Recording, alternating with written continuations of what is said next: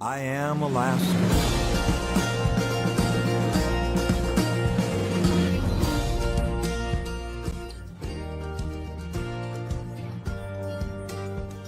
Hello, my name is Barry Jackman. I am the Superintendent of Distribution Dispatch Services.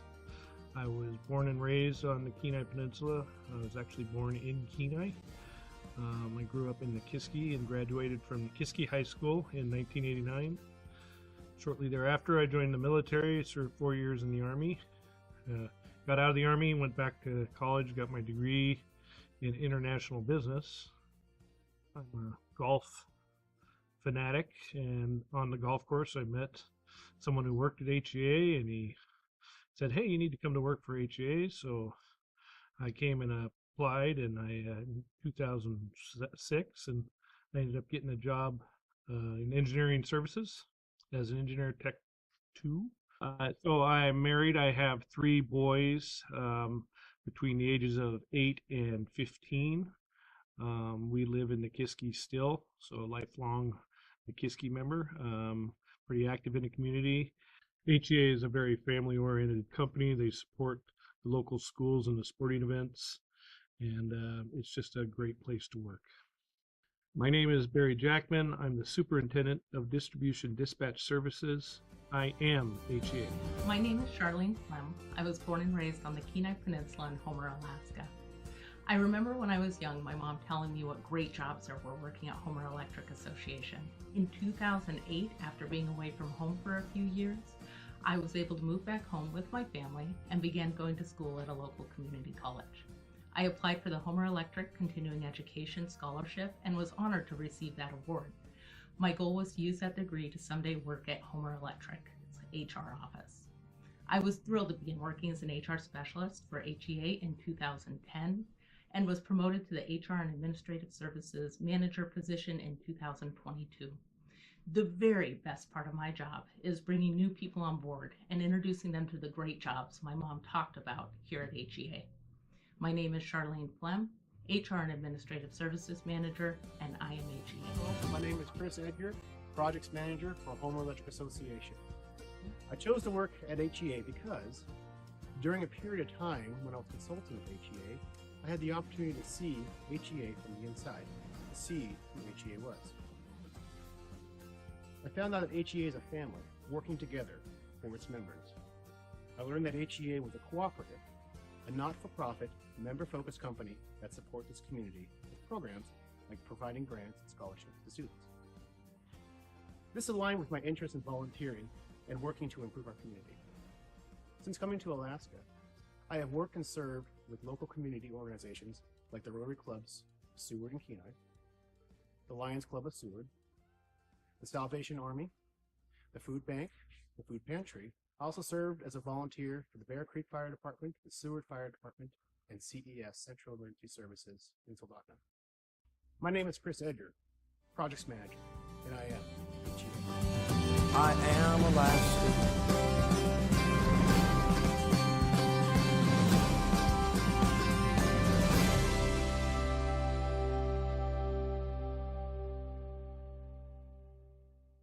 Homer Electric Association's Battery Energy Storage System, or BESS, is an innovative project that allows HEA to increase system efficiencies and provides improved reliability, among other benefits. There are 3 basic reasons for installing the BESS. They are, first, to provide spinning reserves, second, system frequency and stabilization, and third, potential integration of non-firm renewable power generation. HEA's BESS project will provide additional grid stabilization when moving power north from the Kenai Peninsula to the Anchorage area and beyond, a long-term benefit to the railbelt utilities when they're connected to our BESS. HEA's BESS includes 37 Tesla Megapack battery units weighing in at 52,000 pounds each. The BESS can store up to 93 megawatt hours of energy and can deliver this at a rate of 46.5 megawatts per hour directly to HEA's 115 kV grid. HEA's BESS is currently the largest battery storage facility within 2,300 miles. Another key application of the BESS is it allows HEA to pursue renewable energy projects and diversify its energy generation sources. The HEA Board of Directors has long embraced renewable energy and currently aims to achieve 50% renewables by the end of 2025, the same goal set by the Alaska Legislature for the state. After considerable attention and time, HEA is pleased to announce the completion of this very successful project, and we are proud to introduce this major step forward in our renewable energy goals.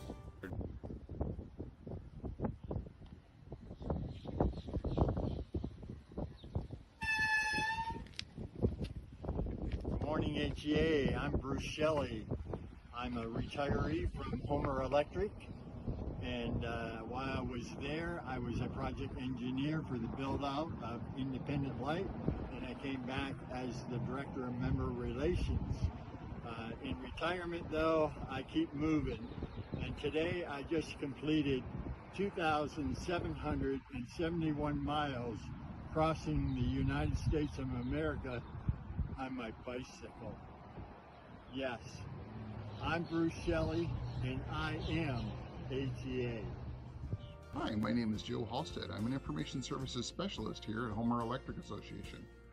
Been born and raised on the Kenai Peninsula, and I've been at Homer Electric for over 10 years now. And I also run a nonprofit organization that helps veterans experience Alaska. It was unbelievable.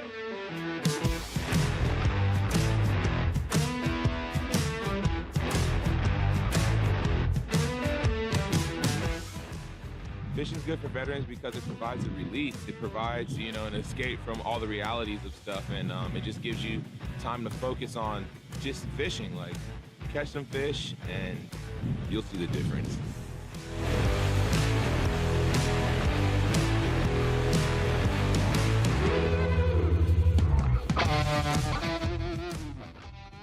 With Have Alaska, it takes a lot of volunteers to make one of these events work for our veterans. It's good to know that we can always count on HEA to volunteer for our events, whether it's the 4th of July parade, cooking out for the football games, volunteering for any special events, or just helping our community in general. HEA has always been there for us, and I'm proud to be part of a team that cares so much about our community. My name is Joe Halstead, and I am HEA. I am Alaska.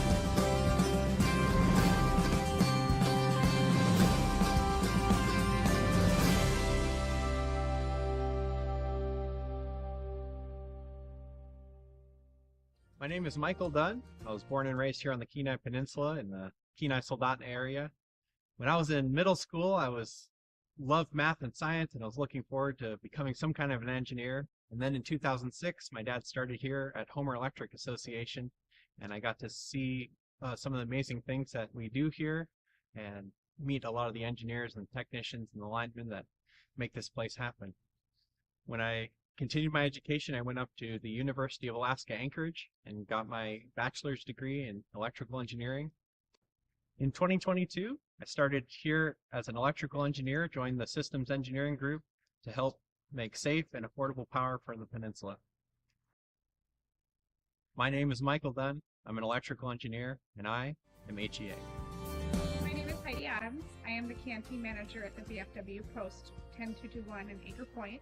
I have been the canteen manager for 2 years. We play a valid role in the community as we serve our veterans, we serve many community members in need. We have lots of programs that help support the community, Easter programs, Christmas programs, many programs, too many to list. My name is Jacob Adams. I'm just a volunteer, help out. I work for Homer Electric.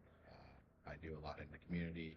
We do the tree lighting. HEA donates their bucket truck, and I donate my time, and we decorate the tree every year for the community Christmas tree lighting for December and January. Occasionally we hang banners for the community. HEA donates the truck for the 4th of July parade, sometimes for Ronde or Snow Ronde and Veterans Day and parades, and we'll decorate the truck and tow float behind it, and I'll drive the parade. And they donate lots of candy. Any benefits that we've done here, HEA has always donated energy credit. Yeah, they're a huge supporter of the community. When we have our Christmas baskets, They have always adopted a family, and their basket supply, they tend to get a lot of other employees involved, and their supplies are phenomenal. Every family member that we have given to from them or transferred their stuff to them has been beyond ecstatic with their generosity and support. It's usually a truckload full of supplies. Yeah, it was a carload this year. We greatly appreciate all the support HEA has given to us, the VFW, our community. We're better because of it, and we look forward to working many different events and future fundraisers together in the future. My name is John McCullough, and I'm an Engineering Technician 3 and in the Engineering Services Department. I was born and raised in Homer. I started out working as a survey chainman in high school. When I graduated high school, I wanted to pursue getting into the electrical trade. I worked as an electrician for several years, getting hired on at HEA as an engineering tech in 2004. So this year will be 19 years with the company. My grandmother worked at HEA for 28 years, retiring in 1994. I'm proud to be a second generation working here and serving in our community. My name is John McCullough, Engineering Technician 3, and I am HEA. I am Alaska. I stand strong with open arms. In my grave beside you care. In my youth I am the future of all who come to dare. And my heart is bold Denali. I'm Carla Applehans, Engineering Services Representative, and I am HEA. Hi, I'm Ed O'Connor, Lead Warehouseman, and I am HEA.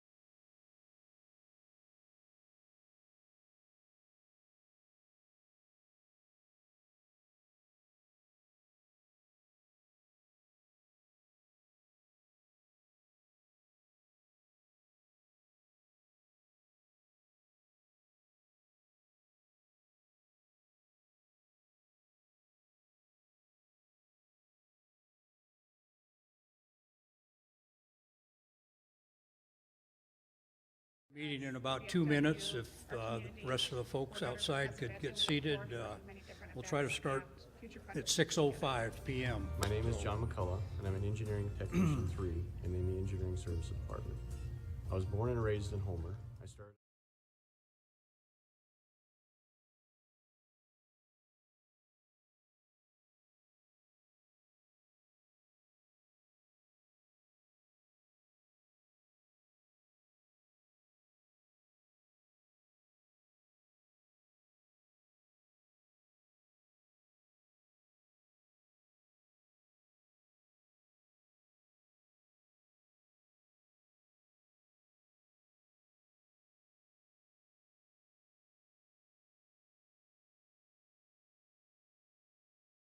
Well, good evening. It is 6:05 p.m. And now we're going to call to order the 74th annual meeting of the members of Homer Electric Association. My name is Dan Furlong. I'm board president of Homer Electric, and thank you all for joining us tonight. If you'd please stand and join me with the Pledge of Allegiance, and then remain standing for the national anthem presented by the Homer High School Swing Choir. I pledge allegiance to the flag of the United States of America and to the republic for which it stands, one nation, under God, indivisible, with liberty and justice for all.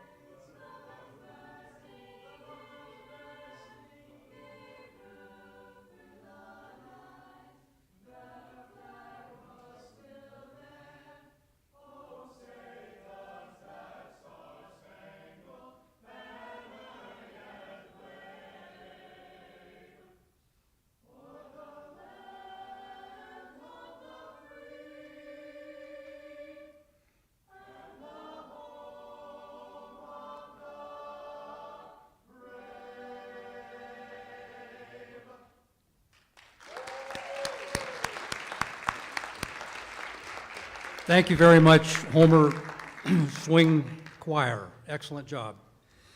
In consideration of your safety and Homer Electric's priority, note the exits on your left and right for emergency purposes. And it'd be a great time right now to silence your cell phones, and thank you. Next up, our election committee will report on the number of members present and whether there's a quorum exists. And actually, it's going to be Carrie Ann from Homer Electric that is making that report.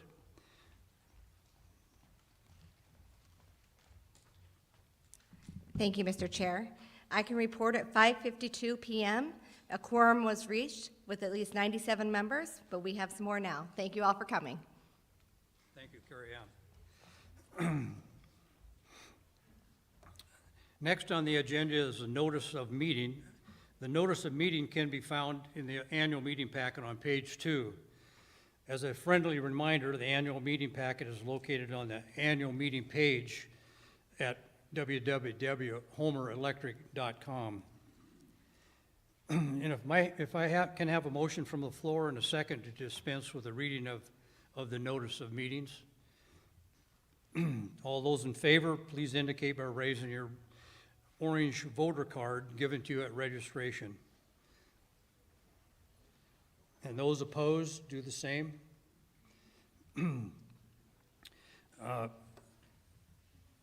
All those in favor, please indicate by raising your hand. Excuse me, that was duplication there of my notes, but at this time, I'd like to remind you that if you've not cast your vote for the 2024 board election, please do so now, as a registration and voting in the lobby will promptly close at 6:30, which is very important. HE is governed by 9 board members that serve a staggered 3-year term that is equally comprised of members from all 3 districts. Serving on the Homer Electric Board requires a monthly commitment of time, flexibility, and patience. And somewhere on my page here, that's underlined. So, directors must be dedicated to protecting the financial and operational integrity of the cooperative while preserving the rights of the membership. I'd like to introduce the other 8 members who make up Homer Electric's Board of Directors. When I call your name, please stand. In addition, a photo will be displayed on the screen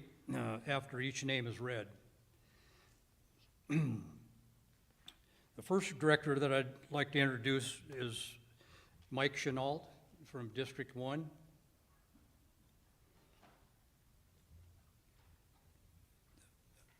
Secretary Treasurer Jim Duffield from District 1.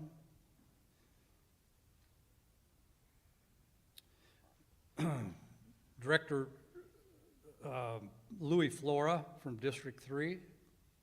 Louis happened to be absent. He's in Juneau working for us, working for our community.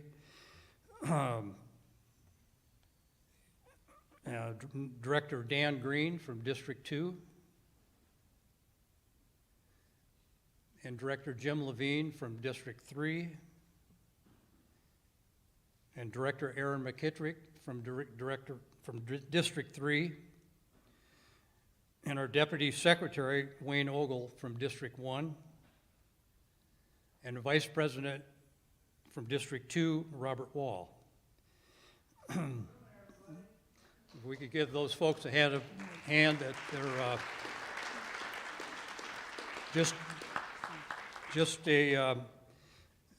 being on the Homer board is a pretty important part of being associated with our community, and these folks do a wonderful job, and they're dedicated to the membership. So I'm pretty proud of everybody that I'm associated with on that board.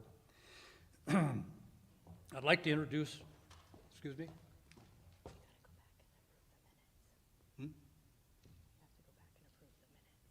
Okay. Good. All right.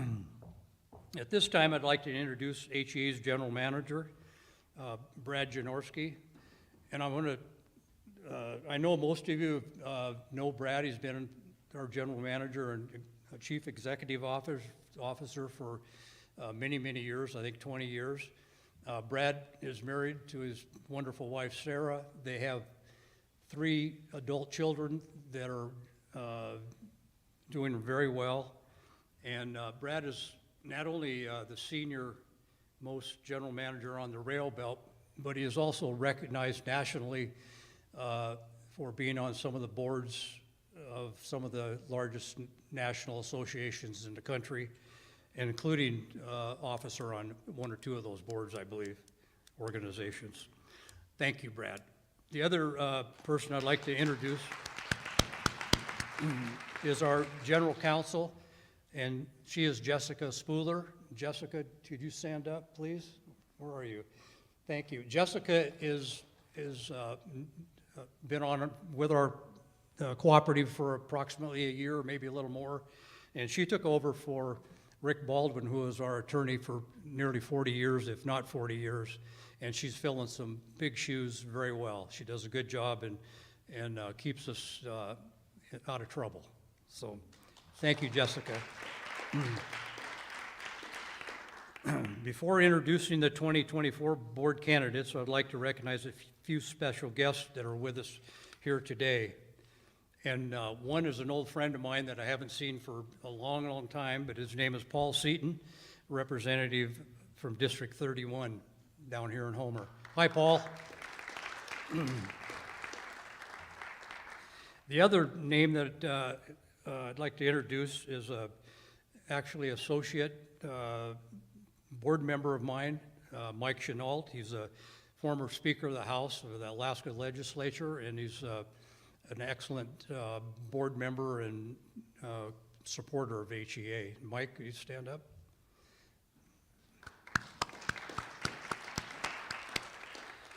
Also, we just have so many wonderful people on this board. It's awesome. But we also have a former Kenai Peninsula Borough Assembly member, Wayne Ogle, and he is also a HEA board member. Wayne, could you stand up, please, sir? And if I missed someone, I apologize up front if I left anybody out, but thank you all for being here. I will now introduce the 6 candidates who have been nominated by petition to run for Homer Electric Board. Each candidate was allowed to submit an introductory video as courtesy to allow the membership additional information during the election process.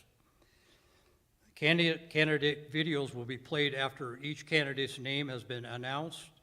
We will ask each candidate to stand, and when their name is announced, and when your video begins, you can again be seated.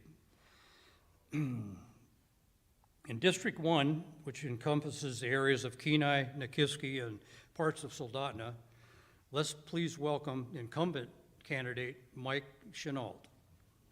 Hello, folks. This is Mike Chenault. I'm running for the Homer Electric Board of Directors, District 1, representing Nikiski, Kenai area. This will be my second run at the board. First 3 years, I enjoyed my time there. I learned a lot, and I think we've accomplished a lot the last 3 years.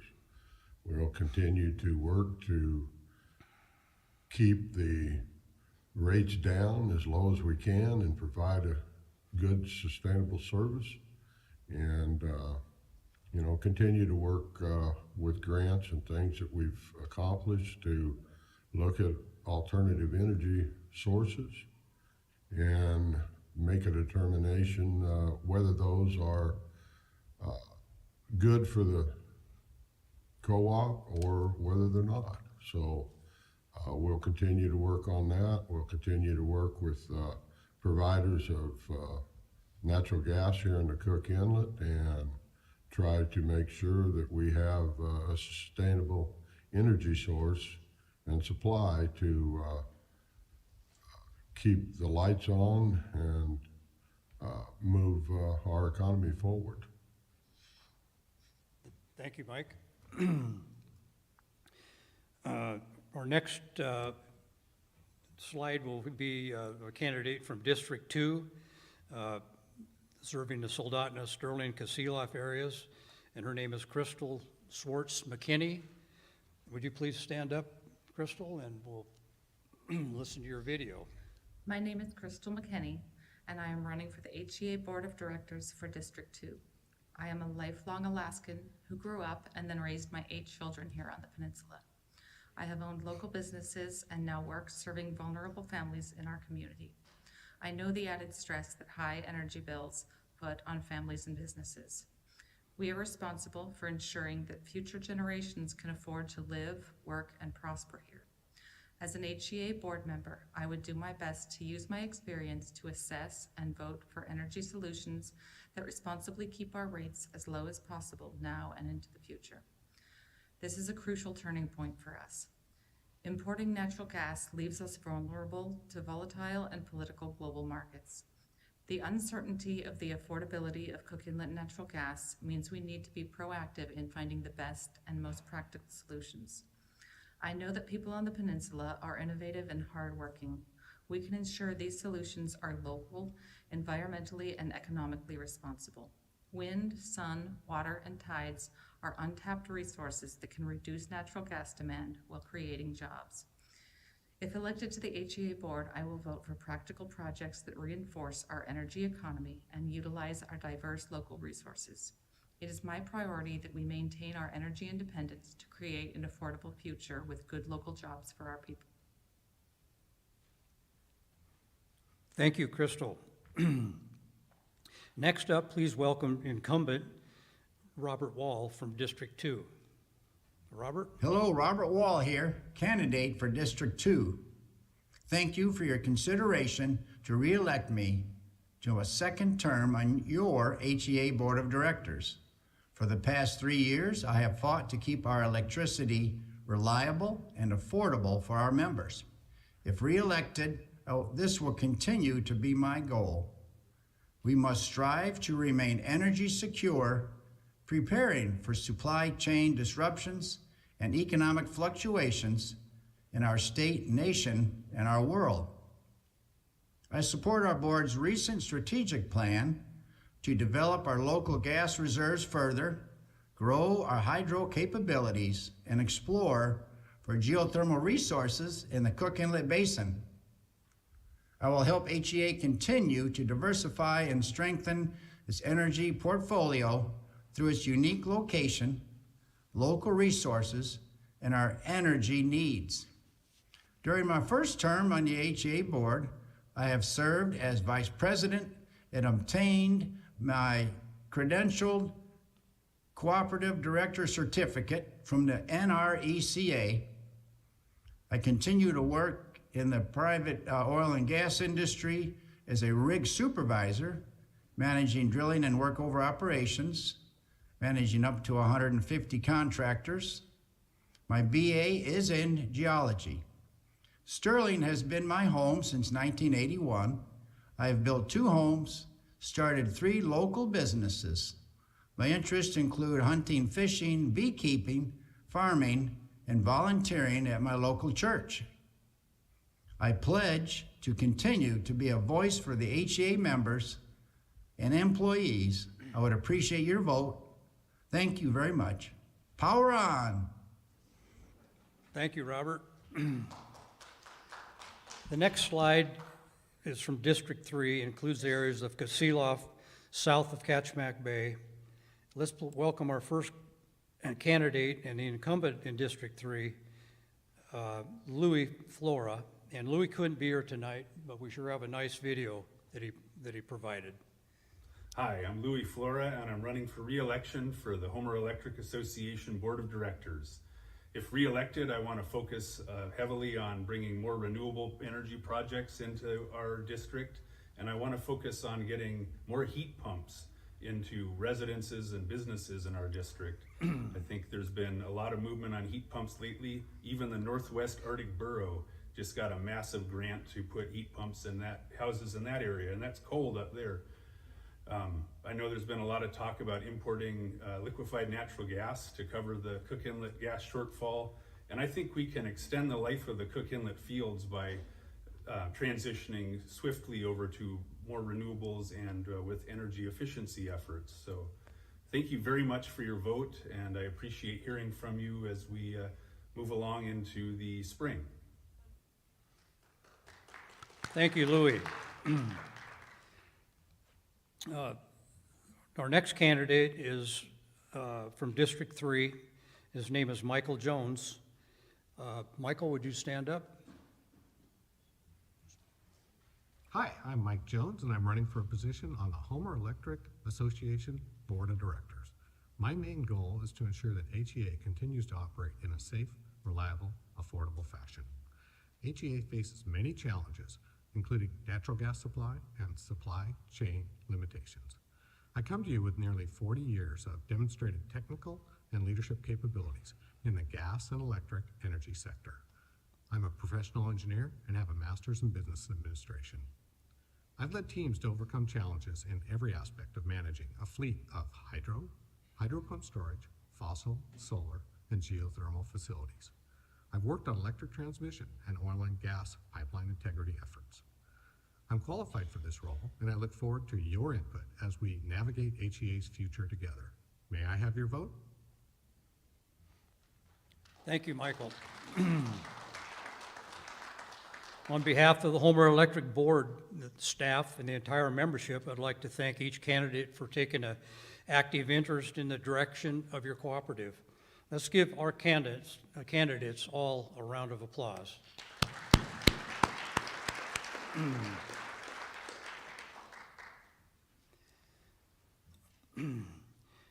It is now 6:23 p.m., and it's a final reminder for you for the call of the vote.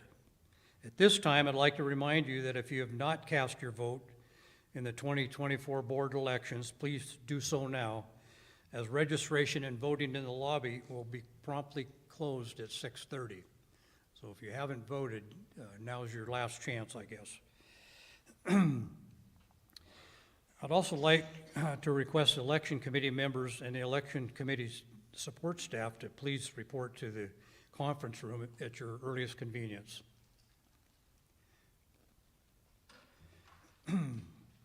Concern for the community is one of the 7 long-established focuses and principles of Homer Electric. We are stakeholders in the community, and we serve and take our role seriously. In that context, our ongoing community outreach programs focus on student achievement, safety awareness, leadership, and community engagement.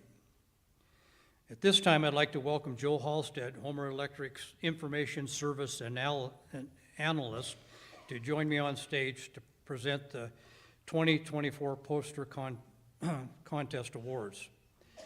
I want to tell you I want to mention Joe's name. Joe is an example of many, many HEA employees that not only do a wonderful job for the co-op, but they also contribute a lot of their spare time to the community. Joe has recently become a certified volunteer fireman for Central Emergency Services, and he also spends a lot of his time assisting and supporting the military veterans in our community. And he's an example of many of the employees that do similar things, and I'm proud to have Joe up and giving these awards. Joe?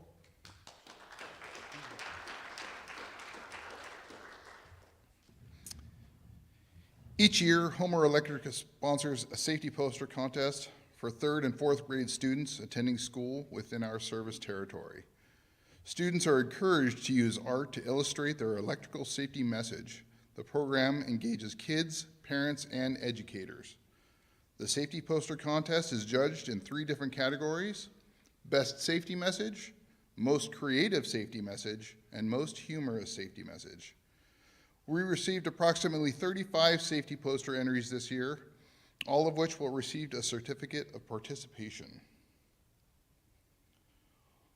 Our first award is for Best Safety Message, which goes to Simon Williams, a 3rd grade student at Soldana Montessori School. Next, the Most Creative Safety Message. Award goes to Catherine Ann Rose Bunyard, a 4th grade student at Nikiski North Star Elementary School.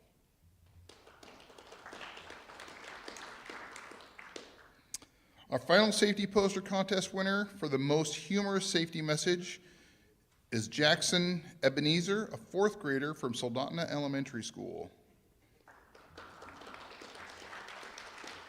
And I think we can't read that one too well. The dog there says, "I barked to tell him not to."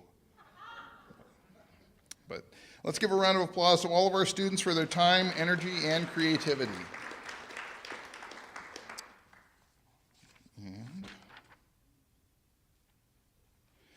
So I'm going to take a moment here. We're going to break this up. If you guys all, and we might not see them all, so we might have to do some hide and seek on some chairs, but if you look under your left armrest, you might see a little piece of paper taped to the bottom of your armrest. Did anyone find those? One of those has a piece of gum. If you guys find that, leave it. But if you find your piece of paper, does anyone have one of those? Hold it up in the air. I got one. There should be 10 of them. I see 2, 3. I can't count that high. So hopefully someone will find them by the time I get through all the numbers. And Claudia I think Claudia might be the only one helping me out. Bonnie, maybe. Oh, there you go. We're gonna pull out some winners. So our first number 1. What do we have there, Bonnie? What's our number 1? Oh, I've got those. Huh. I'm calling for the list that I've got right here. So the first one is a LED work light. Who has number 1? No one found number 1? I'll save it for next year. You guys will find the number 1. All right, let's go for number 2, an LED string light. Does anyone have number 2? This is a little Easter egg hunting moment for anyone that doesn't find the, I hope they didn't all fall off and are stuck to somebody's shoe. Nope, we got number 2 right there. Congratulations, you won an LED string light. Who's got number 3? Number 3 right there, you just won a $25 energy credit. And I just need, I think Becky's gonna, all we need is your member number and we'll get you a $25 credit on your bill. Number 4, does anyone find number 4 yet? Oh, we got number 4 right there in the middle. That is a solar inflatable light. Number 5. Who's got number 5? Oh, I got number 5 right there. That's another $25 energy credit. I just need your member number. Number 6. All right, number 6, another LED string light. Super fun. We got number 6 in the back. Back right. Number 7. Number 7, you just won a $25 energy credit. Right in the middle. Number 7. Number 8, another solar inflatable light. Do we have number 8? Number 8 right there in the middle on the right side. Number 9, another solar light. Do we have number 9? Number 9 right here. Am I going too fast? I'm making Claudia running up and down the aisles. That was a solar light, number 9. Becky, do you have number 9? That's it right there. Number 9 right there. And finally, number 10. You have another number 10? Number 10 right next to you. That's a $25 energy credit. So congratulations, winners. Thanks for playing along with me.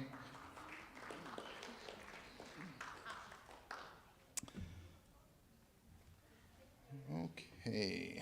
At Homer Electric, we believe in nurturing leaders who will shape our future. The Youth Rally Leadership Camp is an it's an all expense paid week at the Northwest Nazarene College in Idaho for the 10th and 11th graders. This year's camp is scheduled for July 8th through the 13th. The annual event is hosted by Idaho Consumer-Owned Utilities, also known as ICUA, and made possible through Alaska Power Association, along with joint effort co-ops, including Copper Valley Electric and Homer Electric. This year, we received applications from students all over our service area. The Youth Rally Committee and a few volunteer employees will be interviewing each student applicant individually, and we will select 2 outstanding Kenai Peninsula representatives. I'm lucky enough to be part of that team, and that is an awesome experience to see the youth that are coming through. Some of those guys just blow me away. Their answers and their demeanor, I mean, they're definitely our future leaders that are coming through there. So it's awesome to see them and good to see those kids go into an awesome opportunity. So each year, HEA provides scholarships for graduating seniors and adults who are continuing their education. To celebrate our distinguished pioneers, HEA awards scholarships to students in each of its districts, named after influential employees and a community member that have impacted the cooperative or the Kenai Peninsula in a meaningful way. If you're worried that the money you pay in rates is being spent on scholarships, allow me to explain that this is not the case.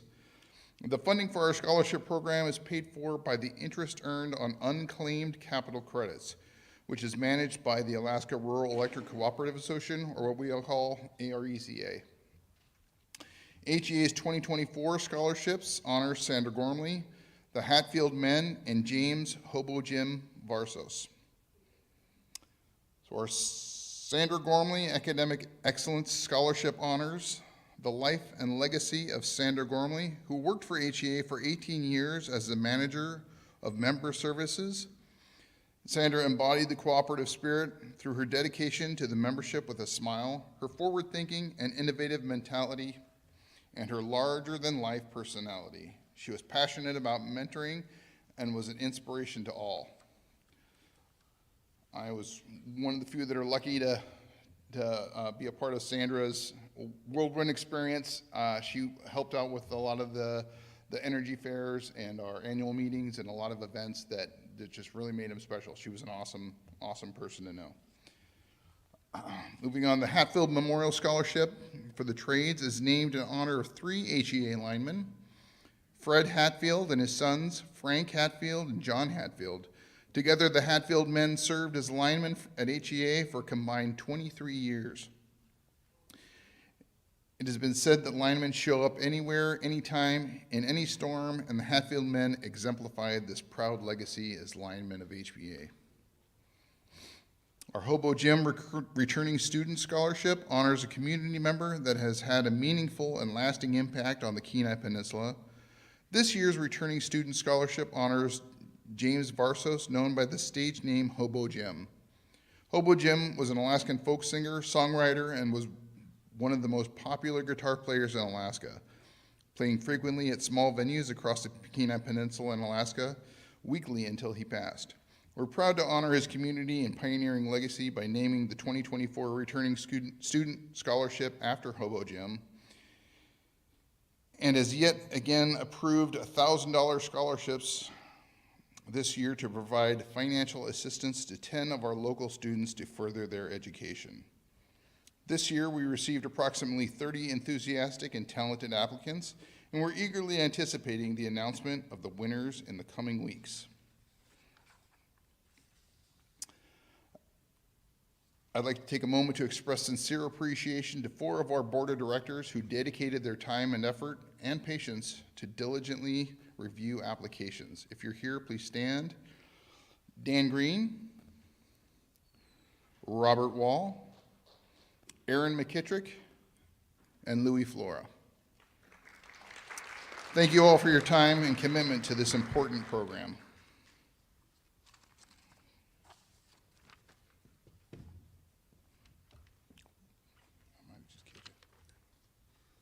Thank you, Joe.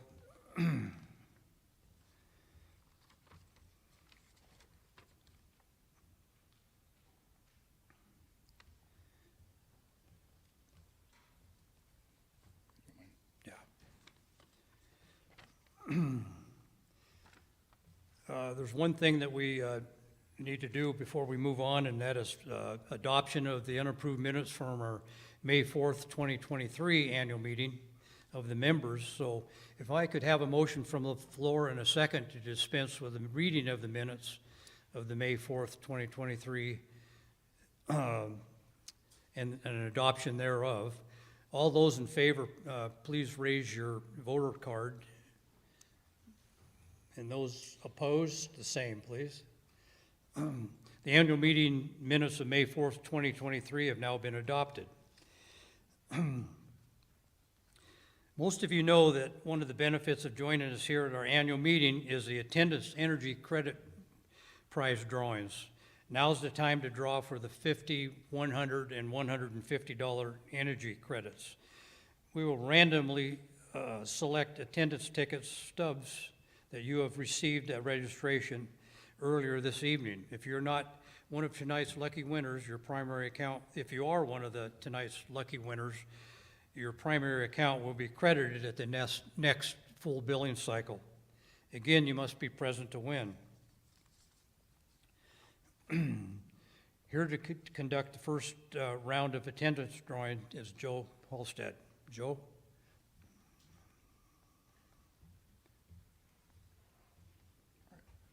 I'll have to say I was really clever because this device rotates freely. So I thought I'd be really smart and tie a paper clip to the side to keep it from rotating. And now I can't get the paper clip off. So it'll be a very creative rotating of this basket. Innovation.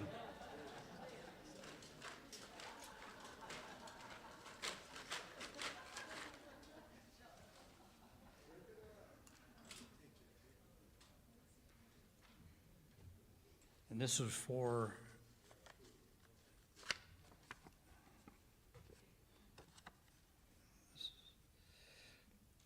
for $500 energy credit. What's that? Is that their name? That's a typo. It is 50. Oh, it is 50. It says 500. That's not my error. It says 500 on my computer, but bear with me. So the winner of the $50 credit is Amy Woodruff. Amy? Congratulations. Are we here? We're good. We're doing there's another $100 one. This Okay. is $100. The next award is a $100 credit, and the winner is Karen Fan.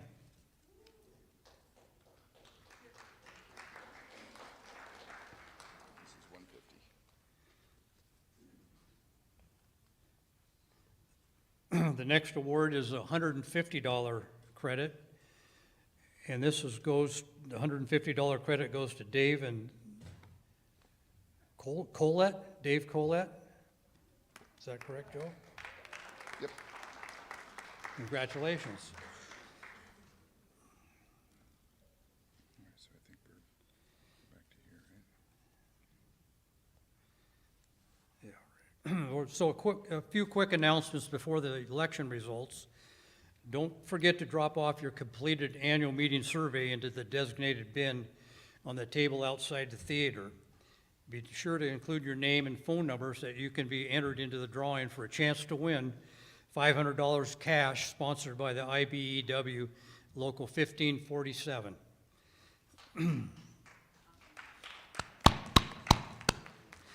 The drawing will be held tomorrow, Friday, May 3rd, and the winner will be notified by phone. In accordance with our bylaws and a regular board meeting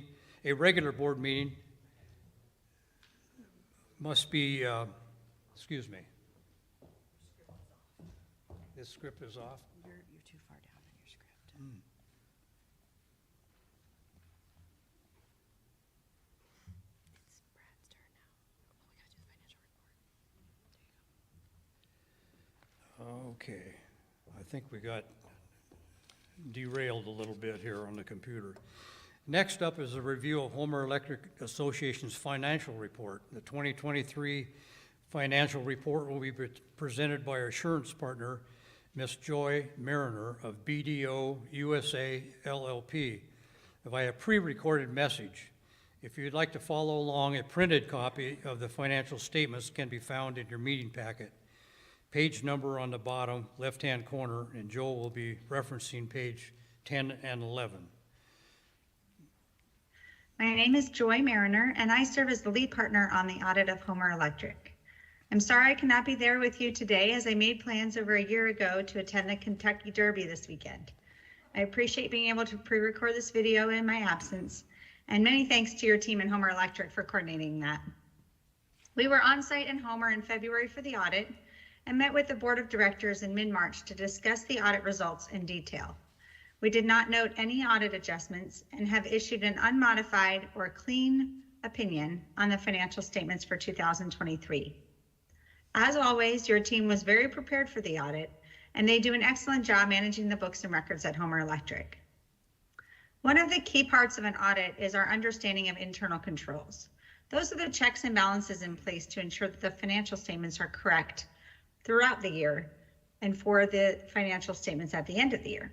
As your auditor, we are required to understand and evaluate the checks and balances you have in place throughout the year to ensure the financial statements are accurately presented. Every employee at Homer Electric plays a part in ensuring accurate financial reporting, from timesheets to purchasing to approval of work order activity. We did not report any internal control findings to the board this year. We also examined compliance with your lender requirements and did not identify any deficiencies. Overall, this year was a great audit process. Your team does a fantastic job. So I just want to congratulate them on an excellent financial statement audit result again this year. Let's take a quick look at the financial results. You can also find more information in the treasurer's report that's in your annual meeting handout, including comparison from prior years on energy sales, average bills, and spending. So in your treasury report itself, there is a handout there. Let me just highlight a few items. In your treasurer's report, you can see information on energy sales or average residential monthly member bills, as well as where your dollar went, how was it spent. The majority of your total cost there is outlined here in fuel and purchase power, as well as production. So that takes up the majority of the cost of how the finances are spent at Homer Electric. Also included in your packet is some high-level financial information, and that comes straight out of the audited financial statements. I'm going to turn to a couple of pages here and highlight a few things for you. First of all, we have the consolidated balance sheet. So what the balance sheet shows you is the things that you owned and owe to others at the end of the year. So in December, at December 31st, the things that you owned were called assets, And not surprisingly, your largest asset is utility plant. These are your actual plant assets. This is the transmission lines, the generation equipment, the distribution lines themselves. A total utility plant net is just over just under 400 million. Note that the total amount actually did increase by quite a bit from last year, but you are depreciating or using these assets every year. Also, one thing to mention is that this total does not include the amount that was contributed to Homer Electric by grants over a period of time or by member contributions towards their cost of construction. You have other assets too, other things that you own, including investments in your associated organizations, like your, we have cooperative bank investments. There's also cash and cash equivalents, receivables that are owed by members to Homer Electric, and materials and supplies inventory. Overall, your total assets remain fairly stable, $448 million at the end of the year, a slight decrease from last year, again largely related to changes in cash flow as well as your change in your depreciation itself. We'll talk about cash in just a minute. Let's look really quickly at what you owe to others. So liabilities are things that are owed to others. Largely that consists of your total long-term debt. These are bank notes that are used for cost of construction. Total debt did decrease this year by about 14 million. And so you can see a total decrease in liabilities themselves over time. Next up, let's look at what happened during the year. This is your consolidated statement of operations. It shows you what happened to your patronage capital. Patronage capital, all that is your equity here at Homer Electric. And your total activity for the year shows you what happened to your equity or to the Homer Electric patronage capital throughout the year. So this kind of tells the story of the ins and outs. Total revenue there increased from 105 million to almost 108 million. And then operating expenses, you can see, also increased. Some of that has to do with purchased power costs, as well as some various other categories of expenses. Total operating expenses there are 95.1 million compared to 91.7 million last year. Interest expense, you can see their total net interest expense of 12.5 million this year, a slight increase with changes in interest rates from last year. And your net operating margins of 219,000 this year. You are a nonprofit, so you're not designed to generate profits or to charge extra for your members, although sometimes having margin is important in order to do capital investments and certain other improvements.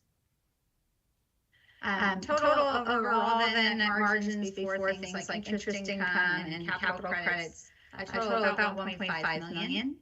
Note that there was an extraordinary expense this year. 1.3 million are the costs associated with the potential acquisition of the sewer utility, and that was written off this year as it was not approved by voters.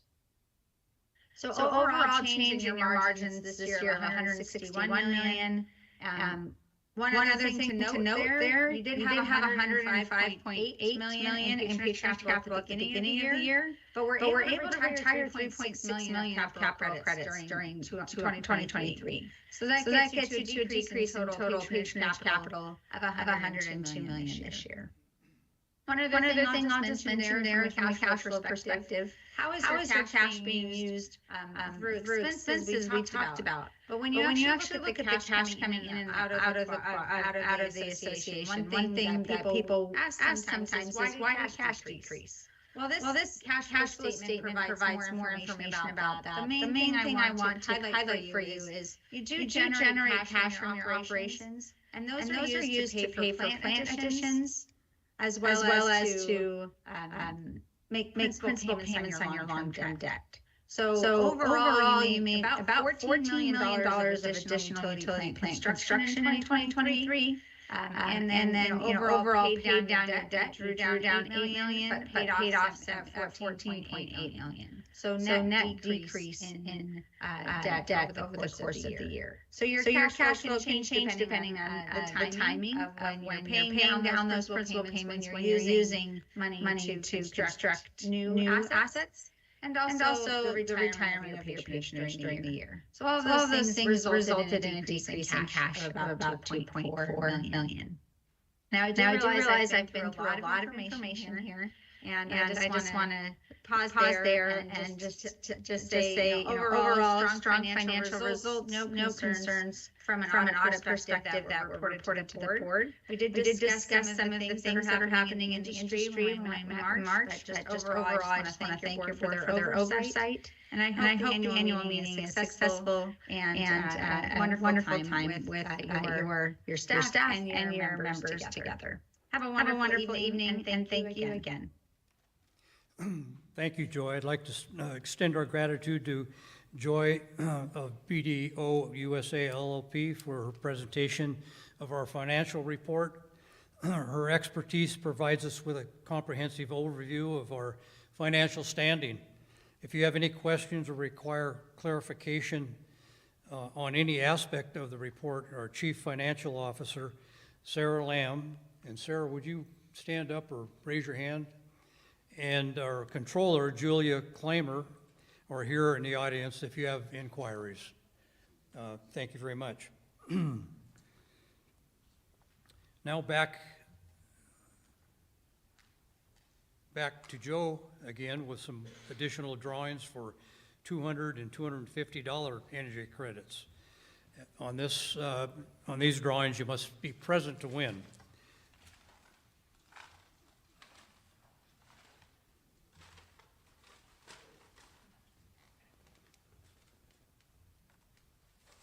This is the best part of the meeting almost. That's because you don't have to shake the thing. Can't even turn the crank, huh? Oh, yeah. This is a $200 credit, Joe? Yes, sir. $200 credit goes to Mr. David Knight. Is David here?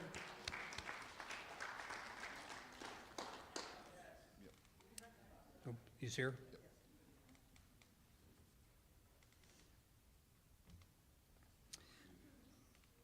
This is the $250, right, Joe? The $250 energy credit goes to Mr. William Nye. Mr. Nye, are you here? Excellent. Congratulations. Thank you, Joe. Now I'd like to welcome Homer Electric's CEO and General Manager, Mr. Brad Janorski, for an address to the membership.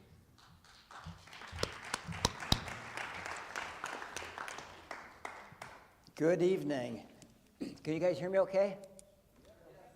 I'm looking at the back row. I know the front row can. I've got kids, so I've got to boo me. I can be louder when I need to be. So thank you, everybody, for coming. Before I get started, can we give a quick round of applause to all the directors and employees who helped make this event flow smoothly, including feeding us tonight?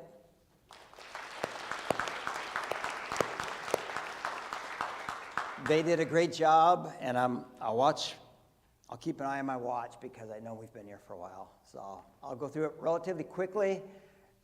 Generally, we try and have the annual meeting before tourist season, but just before this meeting, I was down in the harbor, and I realized that we were not successful at that this year because I saw a couple of gentlemen walking towards me, and one of them, and I smiled, and he said, "It's bloody cold out here." And I'm like, "Actually, it feels really good. It's 48 degrees. He looks at me and he smiles and shakes his head, and they walk off, and I look up and I'm like, "Oh yeah, I think it's the first cruise ship that just came in. Second cruise ship that showed up." So I guess tourist season has started. So with that, I've got a short agenda, but before I proceed, this is one of those events, and the front two are excluded except Mr. Jones. Like in my presentation, you see Willie the wire hand right in the middle. So getting here early and sitting near the front helps. And if you want me to pause, I will. Next to Willie, you see that little teeny Willie the wire hand. Somewhere in this presentation, not this slide, there's another little Willie. If you spot him first, raise your hand. If you're the first one with a hand raised that I see, There's a $100 credit? $100 credit. So, no, this slide doesn't count. But I want you to know what it looks like. And if you're in the back row and you can't see it, you can move up. So, with that, short agenda, we'll cover, I think there's 4 items. Most of my presentation will focus on the first 2. I'll close with the last 2, and then we'll cover a few more items really quickly. And you can see the list of topics I'll talk about tonight. First one, natural gas. Interesting topic because 90% of all our electricity comes from natural gas. And with that, our last 5-year contract expired last March. So we went out, we got a new contract from NSTAR for a 1-year agreement. And actually, I've had people remind me, 1 year is not very long. And I'm like, yeah, tell me about it. But I did talk to the NSTAR CEO last week, and he's like, yeah, Brad, don't worry about it. We got you covered. Okay. So, but our long-term goal with NSTAR and the other electric utilities on the rail belt is to aggregate our demand for gas, whatever that may be in the future, so that we have more buying power. And I'll talk more about the importance of that shortly, but it's a big deal. So with that aggregation, all of us will pay the same for gas and treat it as the commodity it is. Very common in the lower 48, you pay a commodity price plus transportation fees. Luckily for us, Nikiski is kind of the Henry Hub of Alaska for natural gas. So the transportation side should be the lowest for Homer Electric, I'm hoping, and we'll see where we end up. So with that, we've got a new contract, but we are looking at ways to reduce our dependence on natural gas. And the biggest reason is because of the risk associated with not only 90% of all of our electricity comes from natural gas, we're getting it from how many suppliers? One supplier, and that's pretty scary. In fact, I've told the board, I've told my staff, if you get a financial advisor that tells you to put 90% of your retirement into one stock, run. And that's kind of where we are today. And it's easy to see how we got here, but that's where we're at. So with that, a lot of our strategic plan this past fall that the board worked on focused on resource diversification. So I'm going to cover these 4. You see it? Okay, I saw this lady first. She may not have been the first one, but this is the first one I saw. Sorry. So, Jennifer, if you can get her member number. Right here. Right behind Jim. And $100 credit. Good job. And I did this during the ARI meeting, and it was killing Jennifer, who does a lot of my presentations. I had a typo. And at my area meetings in the fall, some of the areas found it, some of them didn't. And they were kind of embarrassed when I said, well, when I was in Soldovia, a 14-year-old saw it first. And other areas, they never saw it. And I'm like, ugh. So we went with Willie the Wire Hand today, but good job. And did you hear anything I said so far? Okay. So this is our strategic plan in a nutshell. I'm going to go at a very high level. The details you can find on our website, and I know because I was there this morning looking to make sure. So if you go to our website, you'll see this picture, and you can click down, and it has all the details for each of these priorities. But I'll cover the first 2 quite a bit. The last 2 I'll cover very quickly. So the first priority, innovative energy solutions. Really, it's ways that we're looking at reducing our dependence on natural gas. And you can tell the first one, the first initiative under this priority is landfill gas. This is a very popular topic, both at the state level and the federal level. We've done a lot of work on it so far. The neat thing about it is it's a joint project with the borough, and it allows them to reduce landfill costs while giving us the opportunity to have another very economical generation resource. most of it not dependent on natural gas. So that's a good thing. Number 2 and 3 initiatives both focus on large-scale wind and solar. And I like to say large-scale because we all know rates are high enough. When you go large-scale, you get economies of scale, and that's the only way you're going to drive down costs.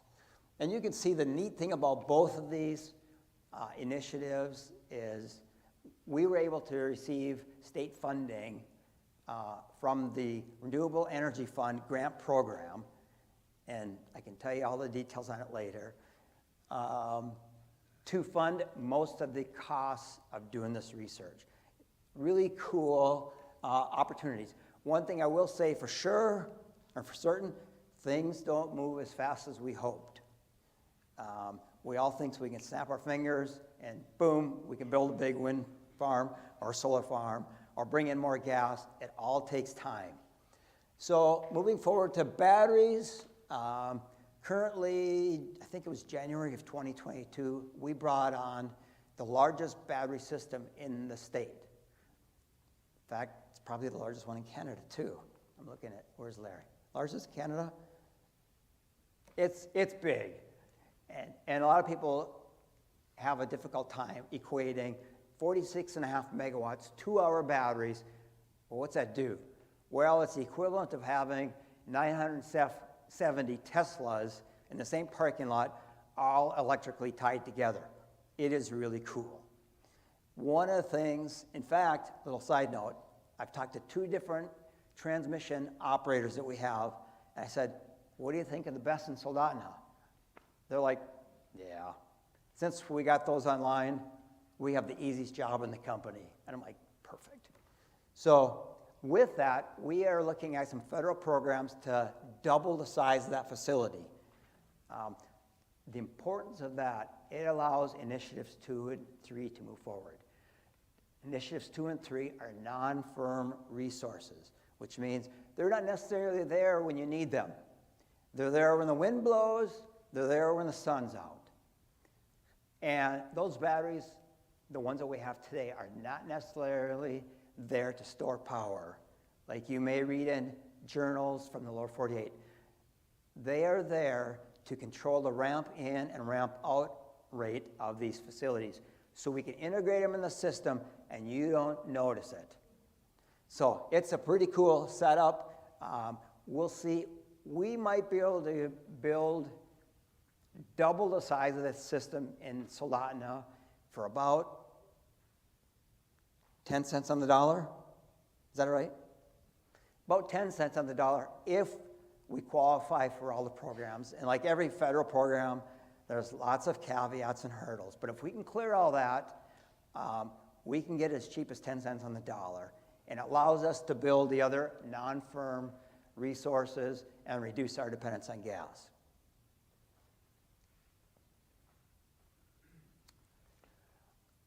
Our second priority is more towards also reducing our dependence on gas, but looking at firm resources. Firm meaning they're there whenever you need them. If you need them 24/7, they're there, with the exception of scheduled maintenance. So we got state funds to look at transmission for some potential geothermal projects across the inlet.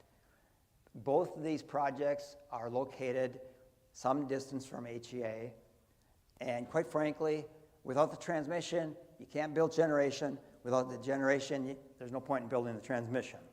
So you really have to couple the two together, and we're in the process of looking strictly at the transmission side, while some private investors are looking at the generation side today. So we got some state funds to look at the design work of that, and we'll see where we end up. Our priority is Augustine, but we'll see where we end up. Secondly, on the Battle Creek, that came online in the summer of 2020. I've talked about that in the past. One of the best resources from here to Fairbanks is Bradley Lake. Contrary to many people's belief, we only get 12% of the output.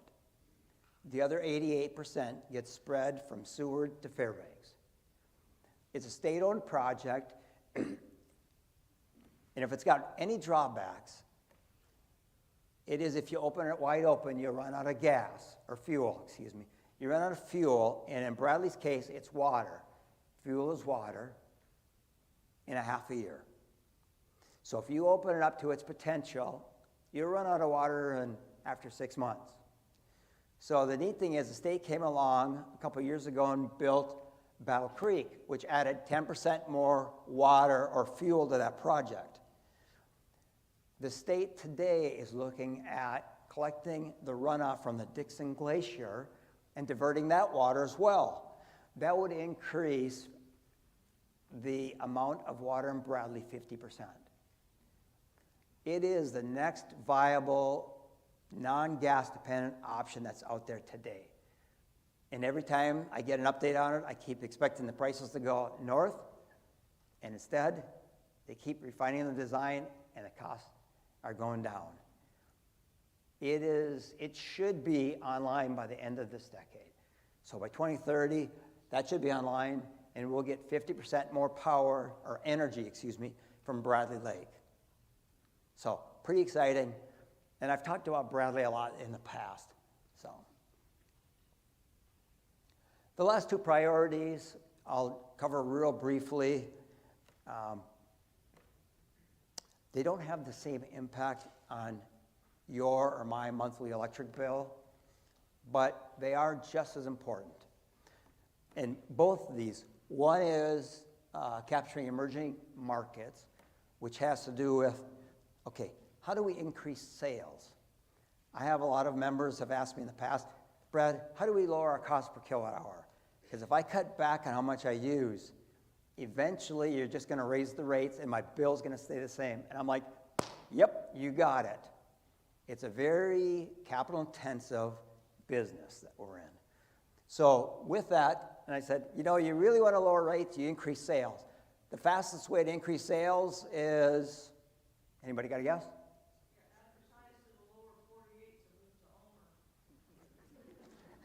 You could do that.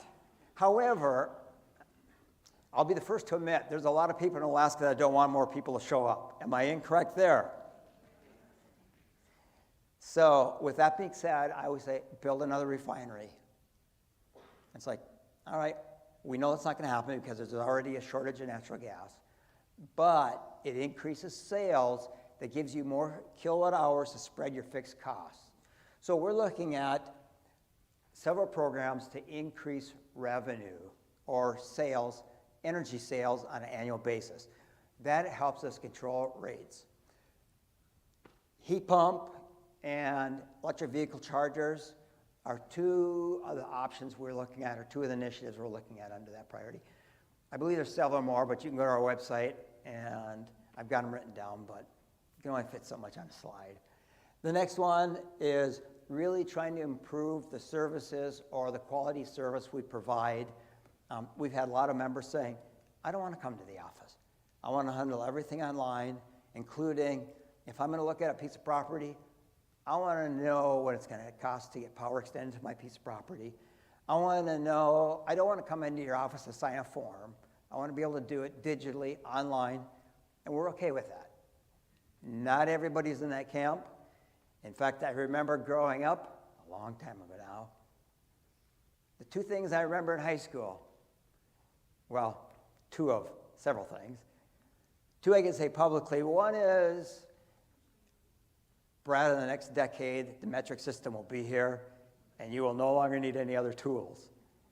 The second is, in the next decade, we tried that once. We did. The second thing I remember is, oh, in another decade, there'll be no more paper. I looked at my desk today. Guys, that was over 40 years ago, and my desk is covered with paper yet. So we are trying. Like I said, these services are not for everybody, but we get enough requests for them that we are focused on them. So I want to talk about right-of-way clearing for a little bit. Right-of-way clearing, it really is the background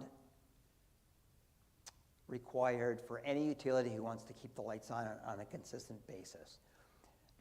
It is one of our challenges. We have a very active right-of-way clearing program. In fact, last year we cleared 165 miles of line, and this year we're going to look at clearing East End Road, the far end of East End Road, and South Kachemak Bay again.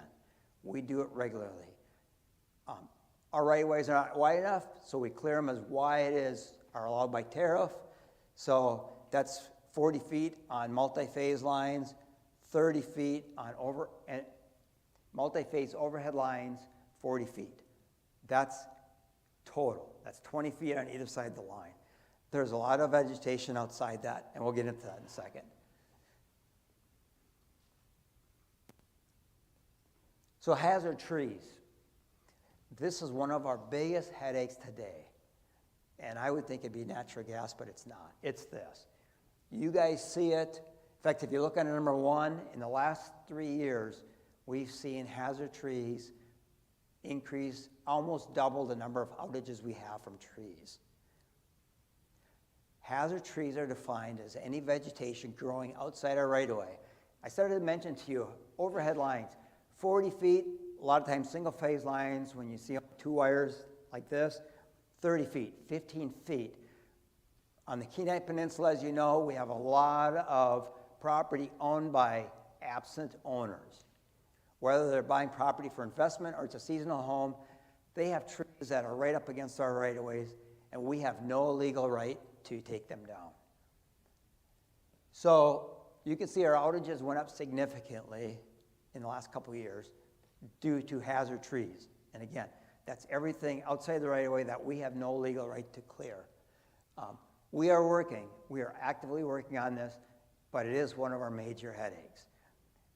When we had the last major storm we had over Easter weekend, we had winds of 40 miles an hour, gusts of 60, and it's kind of crazy because sometimes it can, if you're in Homer, the season could be entirely, or the weather entirely different than in Nikiski and Sterling.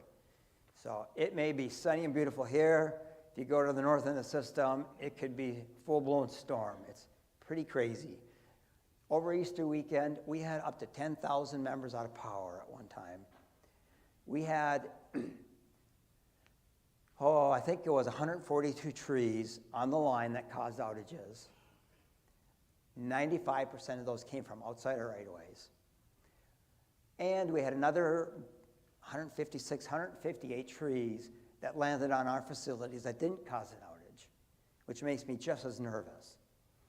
So we had roughly 300 trees that came down that weekend alone on our system.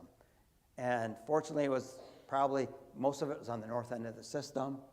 So we could send crews from the south end of the system to the north end to help out with the north crews and contractors. So it is having an impact on our system. And this is the one thing that keeps me up at night. Can you guys see that okay? This is the one thing that keeps me up at night. Wildfires. And probably because 2 reasons. One is we have no legal right to clear outside our right-of-way.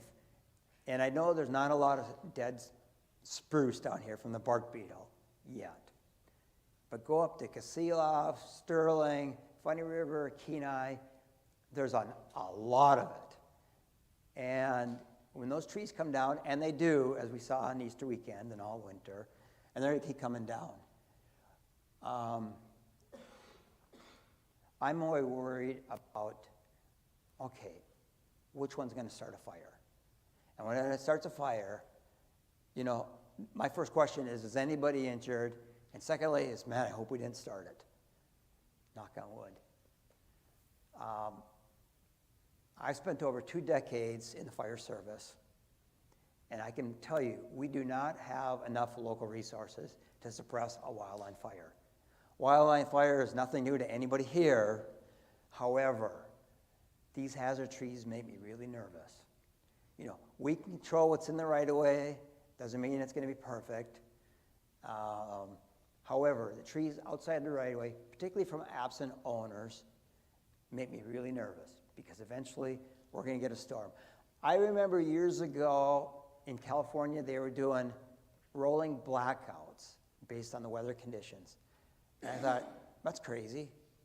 I never got into this industry to do blackouts on purpose. I still remember the last time we had major wildfire problems on the peninsula. I was sitting on my deck on a Sunday morning. The wind was blowing in my face, probably at 35. It was really dry. It was under 15% relative humidity. We had 3 fires going on at once. And I get a call from operations saying, Brad, can you run over and check on this fire over in Soldotna and make sure nobody goes near it? And yep, there was a spruce tree in one of our lines on fire. Fire department was wise enough to stand back and just make sure it didn't leave the right of way. However, the light bulb went on. Now I know why they have rolling blackouts. So I think I'm the only guy in the peninsula, or one of the few, that enjoys wet, cool summers, and I still do. It's for this reason right here. And all that information, I'm not going to get into it tonight, but it is on the Alaska Firewise website. It's like 34 pages long. It's really good, and I can tell you, if you're one of those folks that stacks your firewood up along the house, if there's a wildland on fire, the firefighters are going to drive right by your house. I promise you that. Because they'd rather save 3 more houses and spread their folks out than have everybody focus on your place or a place that's got firewood stacked up and it's not very fire-wise.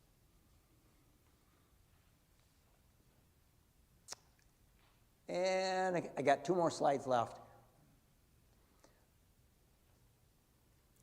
The next slide after this one has to do with rates, but this one here gives you an idea of the cost to do business for us, excluding natural gas.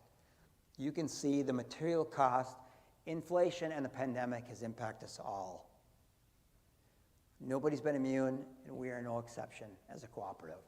You can see the prices, the price increases. For example, copper wire, which, yes, we use a lot of, as you can imagine, has doubled since 2020. What you don't see up here is a lead time for some of these materials went from, on average, some of them as short as 3 weeks, to over 3 years. In fact, if it's transformers or wire, they won't even give us a price 3 years in advance. They wait till we get in the queue, because if it uses a lot of material that's a commodity, it's going to dictate the commodity price at the time that we're in the queue for manufacture. So when you have to order material 3 years out plus, that's pretty scary. But that's a whole new business. And it's not just for HEA, it's for every utility in the country. So it's kind of funny. I go home and visit with my wife, who does all the grocery shopping, and she says, have you bought groceries? And it's rhetorical, because she knows I haven't bought groceries lately. She's like, it's crazy, the price of food. It's everything. So these are our rates since 2020, excluding our 3.5% rate increase January 1st on our base rates. You can see our base rates and our customer charge have been they've been fixed. So we haven't passed along those costs yet. We keep making internal improvements, trying to manage our bill. On the far, and you can see this is for an average residential member as of December each year, using an average of 550 kilowatt hours a month. So some members use more, some use less, and as you can tell, the first 2 areas, the customer charge and base energy charge, have been fixed. The COPA, cost of power adjustment, is on your bill, and that's for fuel and purchase power. Bradley Lake is purchase power. If we buy power from another utility, which we rarely do, it's purchase power, and the rest of it's fuel. Basically, 90% of that is fuel, straight pass-through. There are no margins in it. There's nothing to pay for all those price increases you just saw. It is strictly a pass-through. No different than you pulling up to the fuel pumps to add gasoline or diesel to your vehicle. So, where is that going to go in the future? You can see that's the biggest question mark. In fact, we change that quarterly. It goes to the Regulatory Commission of Alaska. It changes quarterly. The last change was April 1st. Did it go up or down? Who said down? Oh, you know. That's okay. I wish everybody knew, because usually people go, well, it went up. Well, you're right. It went down. Is it going to stay down? Probably not. Where it's going to go is going to be dependent upon how successful and the cost of implementation of many of our strategic priorities that I listed earlier today. So if we can get a real deal on some renewable opportunities, great, it'll go down or stay steady. I always say take the upward pressure, because nothing stays flat. If we do nothing, I can assure you within a decade that $42 is hit the bottom, that COPA will double if we do nothing. That's my forecast or projection.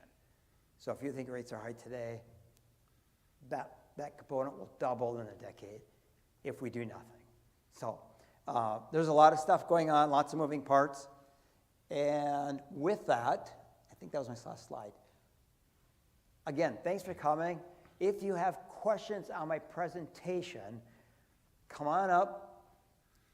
If you don't want to come up to one of the microphones and state your name and member number and ask your question, the staff and I will be here afterwards, because some people don't like to walk up in front of everybody, and that's okay. We'll be around afterwards, so you can ask all the questions you want. If you've got a question or comment not related to my presentation, just hold on until the next agenda item and you'll get a chance to come on up or hit us up later. So with that, any questions on my presentation? I know I went through a lot. I'm trying to watch the time a little bit because I want you to come back again next time.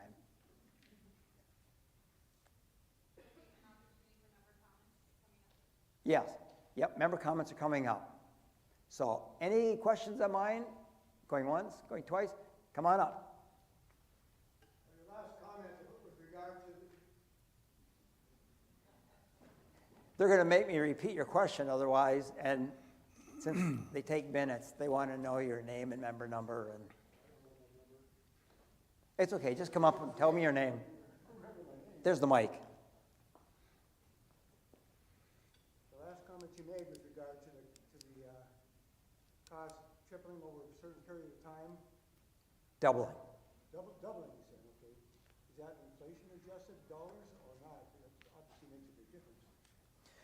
Or, Yeah, the question was, your name for the record? your last comment that you made with regard to the cost doubling over a certain period of time, is that with respect to inflation adjusted dollars, or is it based on today's values? That's a great question. I thought it was. Yeah, well, thank you for asking that. So, question was, can you do one page up, Marvin, please? Thank you. That $42 on the bottom of COPA, is that inflation adjusted? The answer is, I don't think so. I think in real dollars, today's dollars. Today we pay about $8 for gas. Depends on where Cook Inlet's going to go. Depends on if we have to import. I anticipate we will be importing fuel within the next decade. I'm pretty confident of that. I hope that's not where we end up. Homer Electric does not use much gas relative to the other electric utilities or NSTAR. However, we do use some, and if we have renewables, we will never get away from, even if we're 80% renewables, we're still going to need gas. We'll probably never get below half our current demand for gas. Just because there are nights when it's dark, cold, and there's no wind. And you go, all right, we're going to have to rely on gas or hydro, depending on what gets developed for hydro. I've had a lot of people say, well, what about tidal? What about small modular reactors? Yeah, I say, give me 20 years. Maybe they're a viable option in 20 years. We don't have 20 years. So, great question.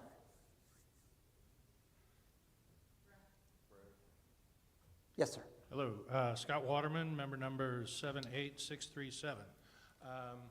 The question I have is, what do you see as the needs for increased transmission on the Kenai Peninsula and connecting to the rest of the rail belt? Did everybody hear that okay?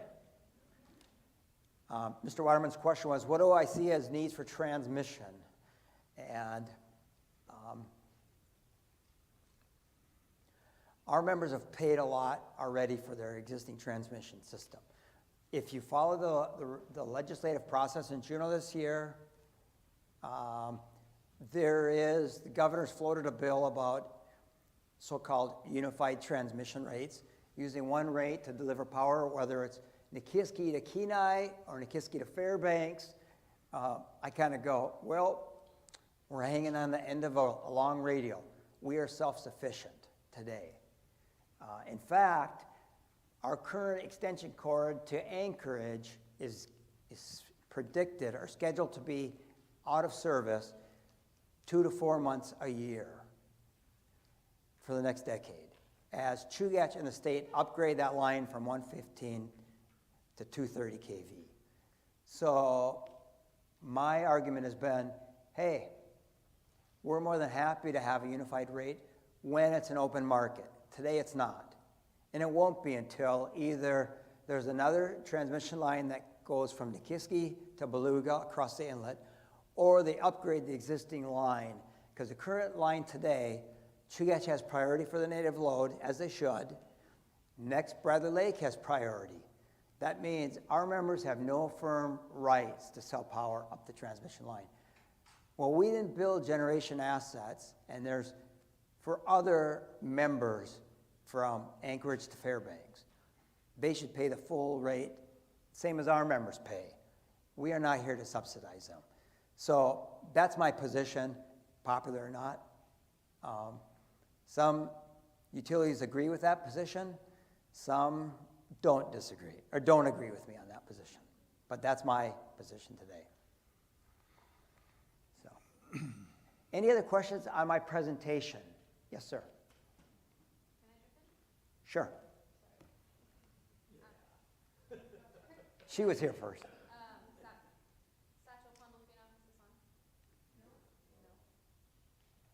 Satchel Pandolfino. Now it is. Okay. So I'm understanding that Hillcorp 2 years ago announced they won't be signing contracts with any utilities on the rail belt in the future, and we scrambled to get a contract with NSTAR. And I'm also understanding that HEA fully is behind that we are very vulnerable and it's irresponsible to be 90% reliable on gas in this current situation. I'm wondering what we're doing to be as proactive as possible to bring on local renewables.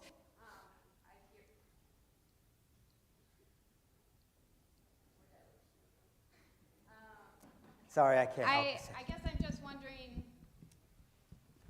I hear that there's issues in the, I know things move slowly, but I'm also wondering, while you're having meetings to scramble with MSTAR, are you also writing RFPs and trying to get independent power producers to come make proposals for renewable projects on the peninsula? I wonder that because I know that in the last 2 years, since we've known about this Hillcorp situation, the board has repealed the renewable energy goal, and that's sending signals that we're not actually focused on bringing renewables to our grid and, being economically responsible to members looking into the long term. So I am seeing mixed actions, and I'd love for you to explain what exactly we're doing to get renewables into our portfolio. Sure, great question. Did everybody hear that question? Marvin, can you do a page up to the batteries? So the question really was, what are we doing? And Satya, you're exactly right. Nothing moves as fast as we want. It doesn't matter if it's gas, geothermal, wind, solar. Nothing moves as quickly as we like.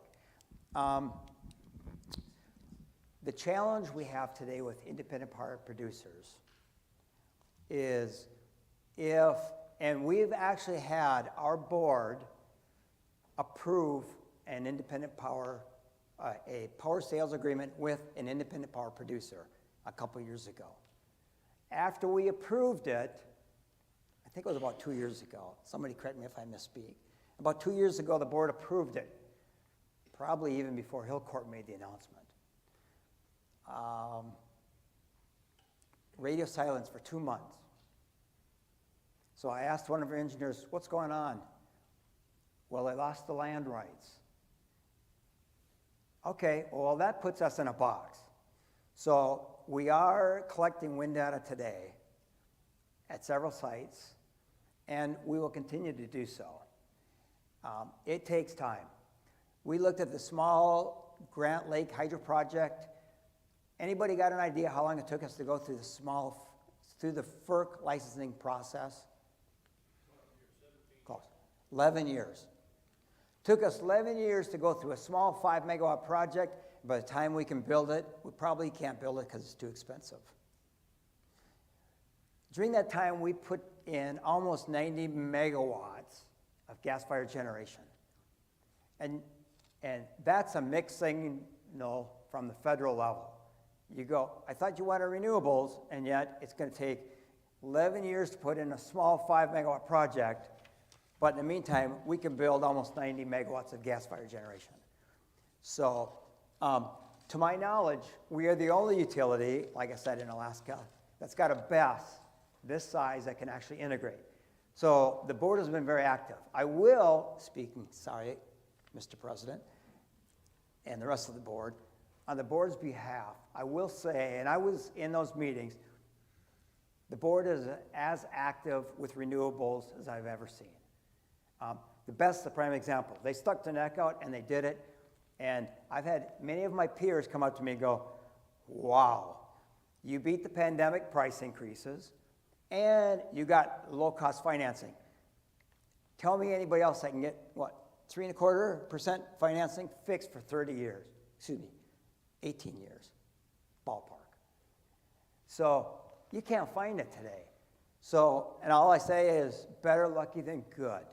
So the perception that just because the board eliminated Policy 505, a renewable goal that, quite frankly, started back when the then Governor Palin was shooting for a state goal of 50%, the board said, you know what, we're going to get rid of that goal and we're going to focus on energy diversification.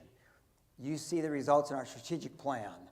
So I don't think they're any less focused today than they were 5 years ago on renewables. So I hope that answers your question. Hit me up later if you have more questions, but thank you for asking.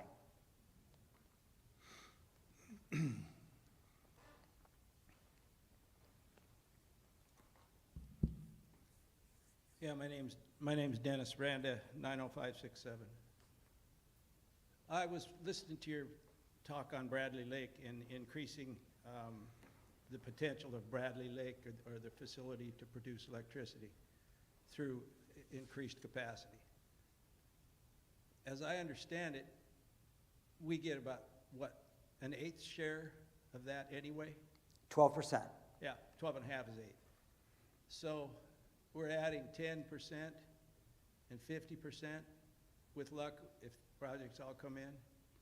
Is that 1/8 of those two as well? We will get, did everybody hear the question okay? Okay, on Bradley Lake, we got 12% of the share when the project came on the line in 1981 because we were 12% of the load from Homer to Fairbanks.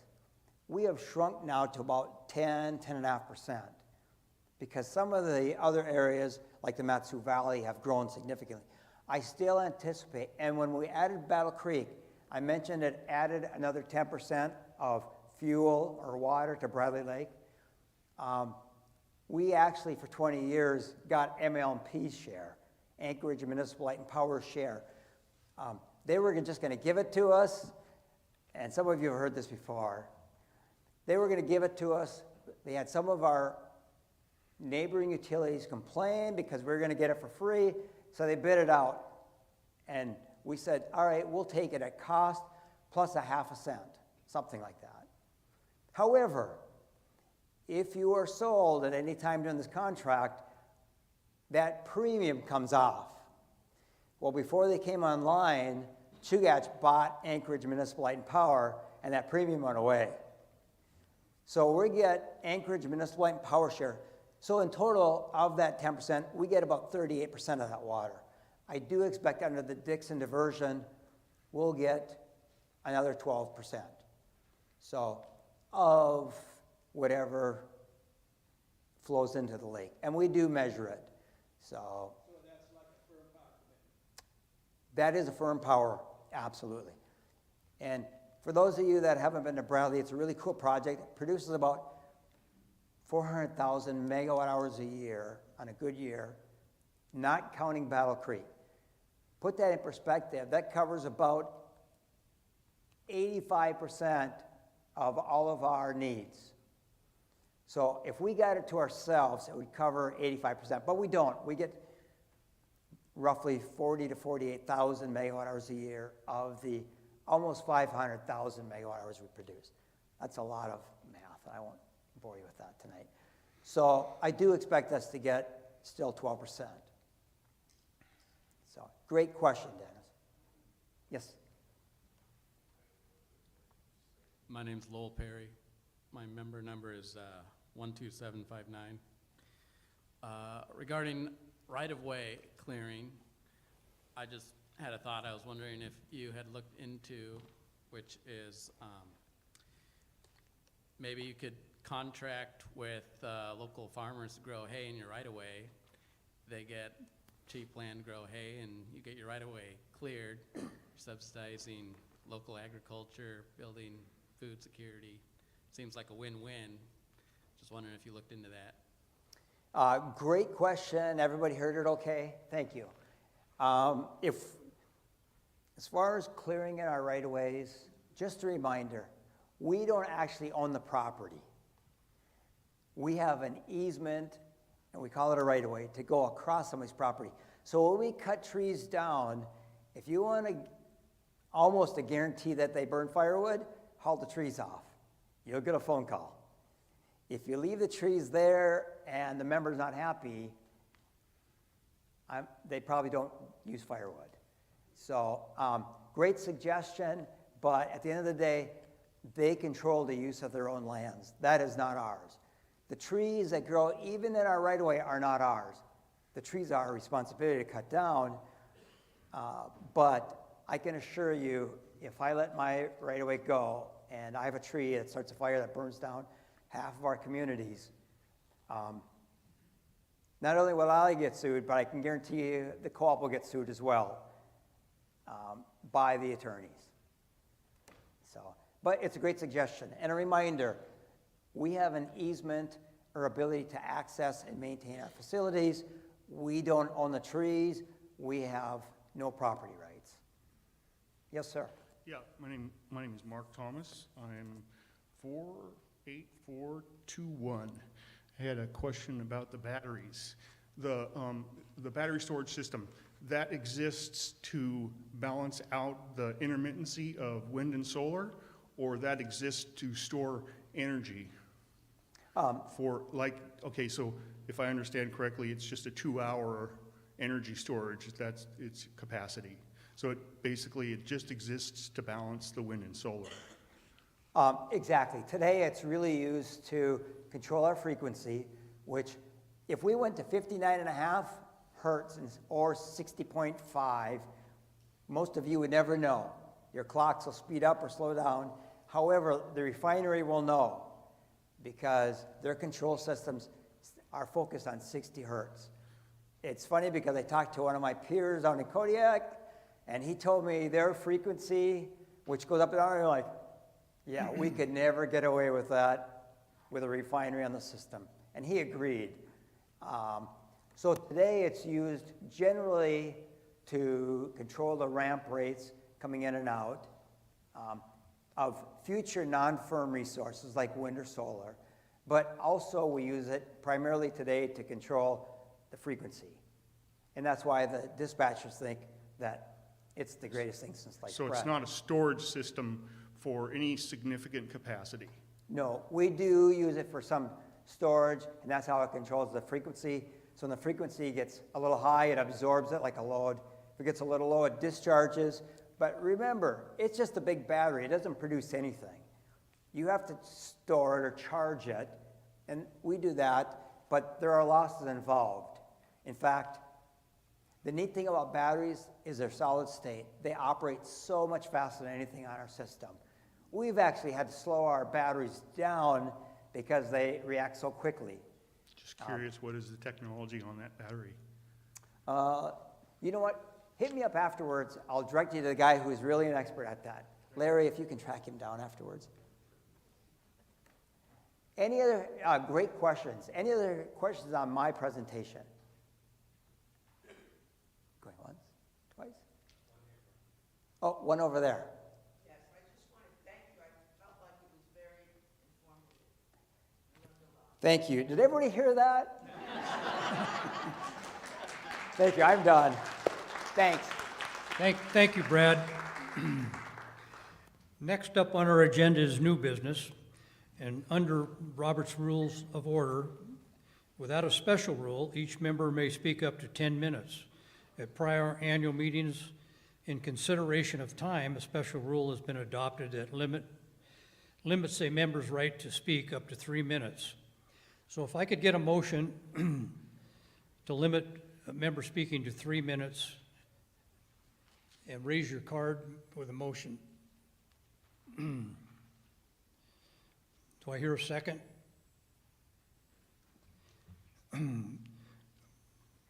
All those in favor indicate by raising your right hand to the card.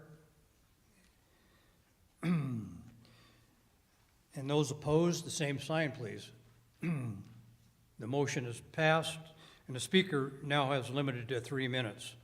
So now if you want to make a comment beyond Brad's presentation, you're welcome to make that statement up to 3 minutes.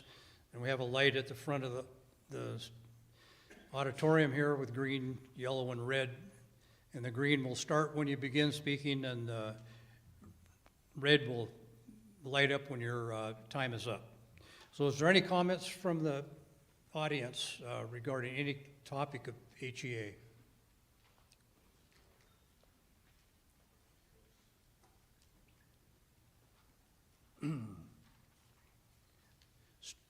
If you'd state your name, please. Paul Seaton, 20686. I'm with the Homer Drawdown Project, working on residential energy efficiencies this year, and I'm in the heat pump group. And so we've been working actively in the community for months, promoting that, and we would like to ask the HEA board to continue and expand the heat pump rebate incentive. So that's one thing that I'd like the board to take up and make sure, because I know those rebate program is running down. I'd also like to ask for support for a robust community solar program, such as in Senate Bill 152. And the part of that purpose is that the net metering program and solar installations are limited pretty much to people that own the house or own a place to put the solar system, and people that rent can't do that, even though they're in a place, like a fourplex that I have that has a large roof area, but there's 5 meters there, and so a community solar program would allow that kind of project to go forward and would also increase the distributed energy production here. And I want to ask the board to consider readopting a renewable energy goal. Doesn't matter what it is, but we need a goal out there so that we have something to work for. And I'd also ask for support for renewable independent power producers and making sure that we're moving as aggressively in that way as we can, because that brings in outside capital into the system, and so that we as shareholders here don't have to front that money and can just buy at the wholesale power cost, which is what you're going to produce that anyway. So thank you very much. Thank you, Mr. Seaton. Very good comments.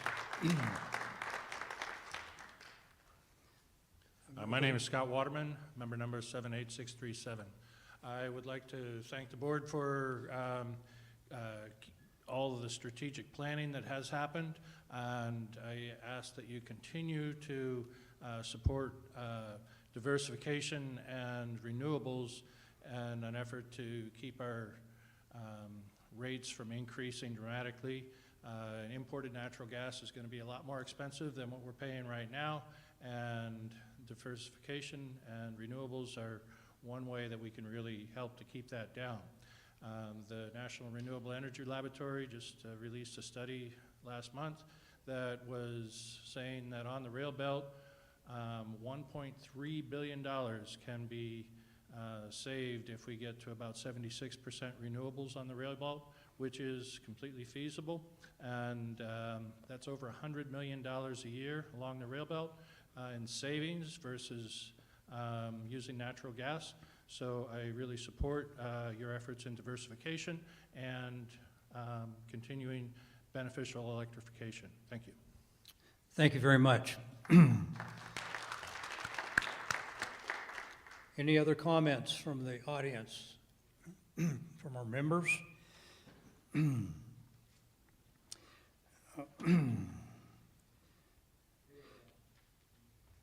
Oh, okay. Your name, please? Dennis Randa, 90567. A little story.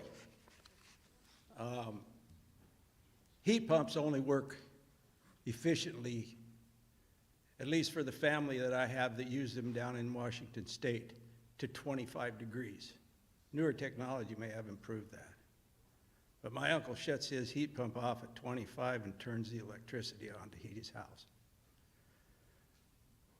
There's another way, using a similar technology, to produce heat 12 months a year. In 2010, I installed a geothermal heat system using energy that I rob from a small lake in front of my house. And I completely eliminated my oil bill and paid for the investment in about 5 years. The only increase was electrical power that I had to use to run that system, to run the pumps, to circulate the medium for exchanging the heat, and the fan motor that I use for pushing it into the house. In the 1970s and 80s, back in Minnesota, the the REAs, and Brad can speak extensively to this because he comes from Lake County, Minnesota. Minnesota was starving for electrical energy. The demand was exceeding the capacity of the REAs to generate electricity to satisfy the need. They started encouraging people to install geothermal heat systems. They even trained their own employees to install these systems. Those employees then went on to have a very lucrative career in installing heat systems after the co-op stopped the support for that. I don't know how many years later. But I just don't understand, and I haven't for a long time. I've harangued Brad about this. I researched it years before. I believe it's the oil industry. They don't want us to stop using oil for heat. So there's ways out there, if you want to research them and think about them, there's ways to beat the system, to use our earth to give us the heat we need to survive. Thank you for listening. Thank you, Mr. Miranda. Geothermal is a very interesting energy source. Excuse me, I didn't see you there. Go ahead, your name. Hi, thanks. Michael Opperman, 73512. I'd just like to recommend, first off, thank Homer Electric for the work they did during the recent windstorm. But I'd like to recommend that the board and Homer Electric Board, all these projects are great, and as Brad said, the licensing can be terrible. I'd like to recommend the board petition the state of Alaska, the legislature, and the governor to do what they can, to see what they can do to expedite the permitting process, potentially through DEC and EPA, for instance, the NEPA documentation. I mean, if we wanted to put a wind generator in offshore or wherever, if we wanted to put in tidal generation, if we started that today, I think they'd be lucky for the backhoes to be rolling or for the units to be installed in 20 years. And a half of that is due to the permitting process. So I just like to, once again, reiterate, I think the board should petition the legislature, the governor, to see what they can do to lobby DC, DEC, and Washington, D.C., EPA on expediting that process. Thank you very much. Are there any, another comment? Go ahead. Yeah. State Amy your- Woodruff, 104256. First of all, if we could look into that typo earlier, I think I did win $500. I want to echo everything that Paul Seaton said, just like thumbs up to those comments. I wasn't sure what I wanted to say, but as a young homeowner, like working a job, having a roommate, working a second job, the biggest concern for me is cost, and then like pretty close behind that is renewables and the future of power generation. So I actually was really heartened by this presentation tonight. I hope to see more movement towards renewables as it becomes more financially viable. And the other piece that I'd like to see is more electrification. Just like we were saying that we can't just reduce electric use. We have to encourage people to use a little bit more, or else we're spreading the same base costs around over fewer kilowatt hours. I would hope to see maybe a combination of efficiency, like Homer Drawdown is doing, and Scott is partnering with me to do a demonstration project on that, along with Cook and the Keeper. So it should be cool to see what grassroots stuff can happen there to reduce energy usage and then bring more electric appliances online, like e-bikes, which I rode here today, and things like getting more appliances using electricity, like cooking, to improve air quality in homes. Cool, thanks. Thank you very much. Are there any other comments to be made?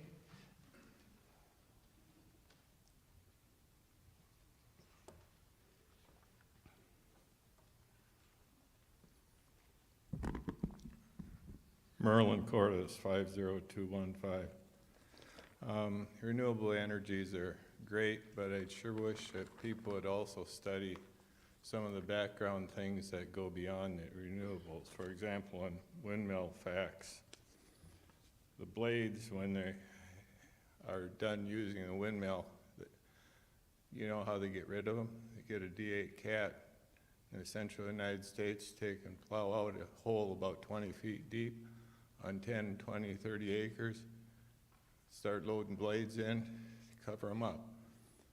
The blades need to be disposed of, but there is no present way to recycle them. They don't decompose, so you can dig them up again in probably 100 years, 200 years, 1,000 years. Now, each windmill takes 80 gallons of fuel oil, or not fuel oil, of oil to run the electric motor, or the motors and everything to turn and do their job.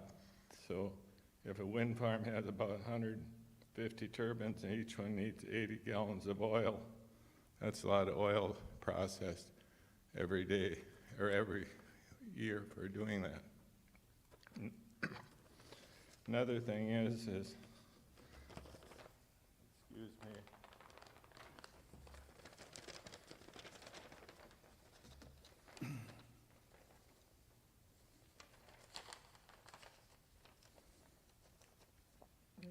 wind generation needs almost 20 mile per hour wind, sustained wind to generate things.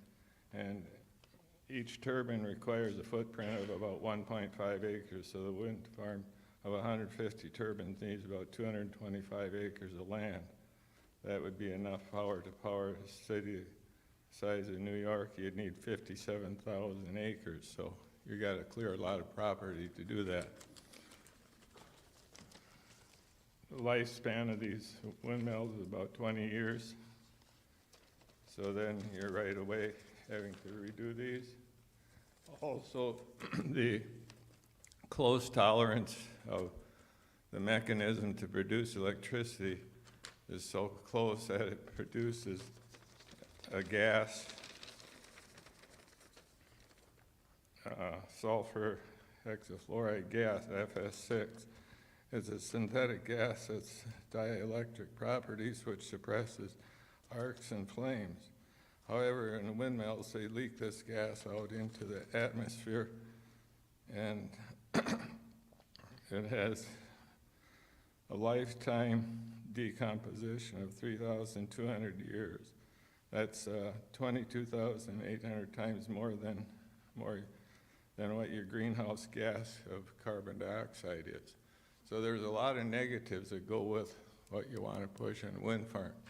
And a wind farm, if you're looking at something out in Caribou Hills, if they put one out there, I would like to be able to have a slaughterhouse there for picking up the sandhill cranes that get hit, because you're going to slay a massive amount of sandhill cranes with windmills back in Caribou Hill.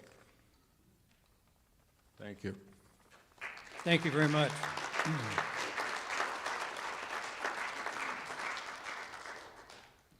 Any other comments? Seeing none, we'll move on to our next topic here. It's really excellent to have so many members come up and speak. It's really interesting to hear their comments, and they're all well taken. I'm sure all the board members are paying attention. Thank you all for doing that. Now, what most of you have been waiting for, it's time to draw for their largest energy credits. Joe Halstead will come up and draw for a $500 energy credit, and this is not a typo this time. This is a real deal. And for a 1 year's free electricity up to 10,000 kilowatt hours. And this one you must be present to win. A special mention will be that the same energy credit prizes for both mailed-in and electronic ballots, which you do not need to be present to win. The drawing for the mailed-in electronic ballots will take place tomorrow, and the winners will be notified. And this is for $500 energy credit, right, Joe? Yes, sir. And the winner of the $500 energy credit is Mr. Patrick O'Gwin.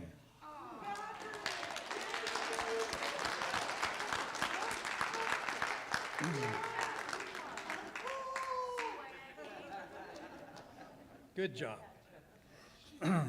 So the next one is a big one. It's a 1 year's free electricity up to 10,000 kilowatt hours. And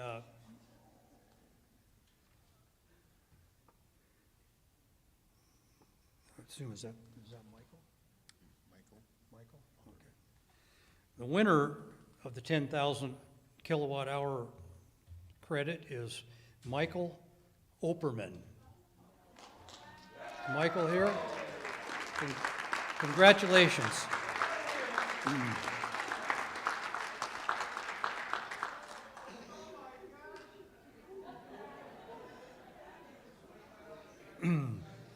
So now we have a few quick announcements before the election results.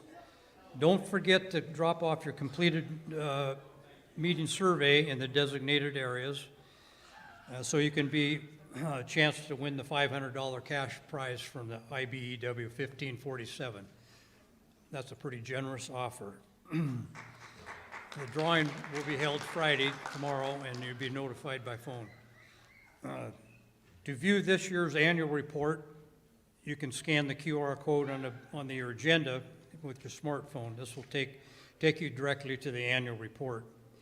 Lastly, don't forget to follow us on social media. The people at HEA, the staff that maintains and manages that social media do an excellent job of keeping our members informed. If you wish to follow along, please refer to the last page of your packet called Report of Election Results. Now, before asking our election committee chair to the podium, I'd like to acknowledge and express gratitude to our dedicated election committee appointees for the many years of dedication, time, and effort validating our election ballots. Please stand when I call your name. Joan Seaman. Joan Seaman. Lori Seymour. Karen Fan. Carol Cordes. Lana Severson. And Todd Severson. Let's give them all a big round of applause. They do a great job.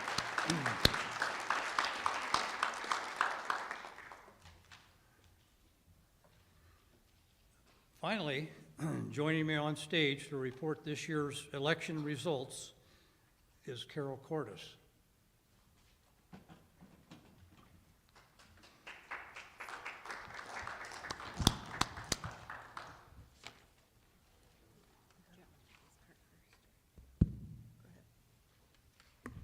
Okay, we're going to make just a small change. I'm going to announce that the eligible voters was 25,644. Of those eligible voters, we received mail ballots from 2,418 members. There was a duplicate mail removed of 14, a duplicate electronic removed of 2. Final mail ballots total was 2,404. Final electronic ballots, 1,814. Hall ballots cast were 24. That brings your total returns to 4,242 for a 16.54% rate of return.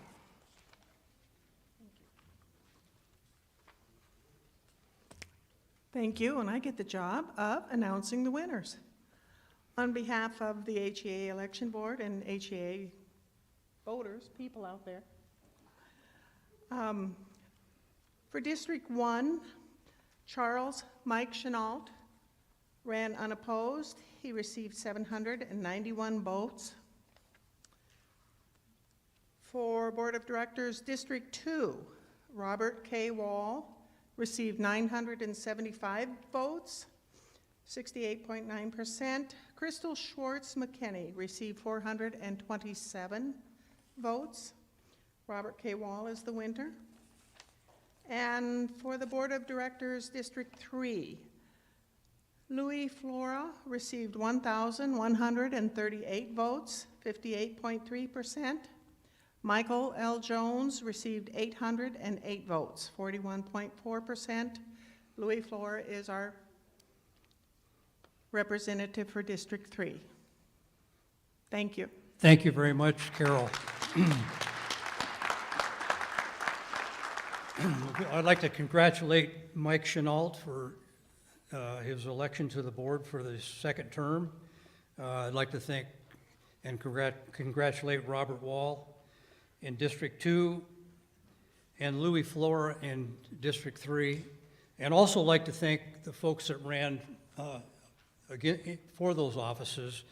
And please keep it up. Remind your friends it's a great way to participate in your community. And don't be discouraged, run again.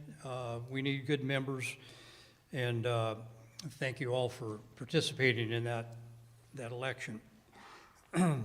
Now it's time, if I could get a motion from the floor to adjourn, we'll get on with the meeting.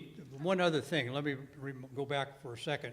All the current board members, please report to the conference room, the green room, for a short meeting, and then we'll move on from that. Now, if I could have a motion from the floor to adjourn, I'd appreciate it. Thank you very much. The meeting is adjourned, and thank you all for attending.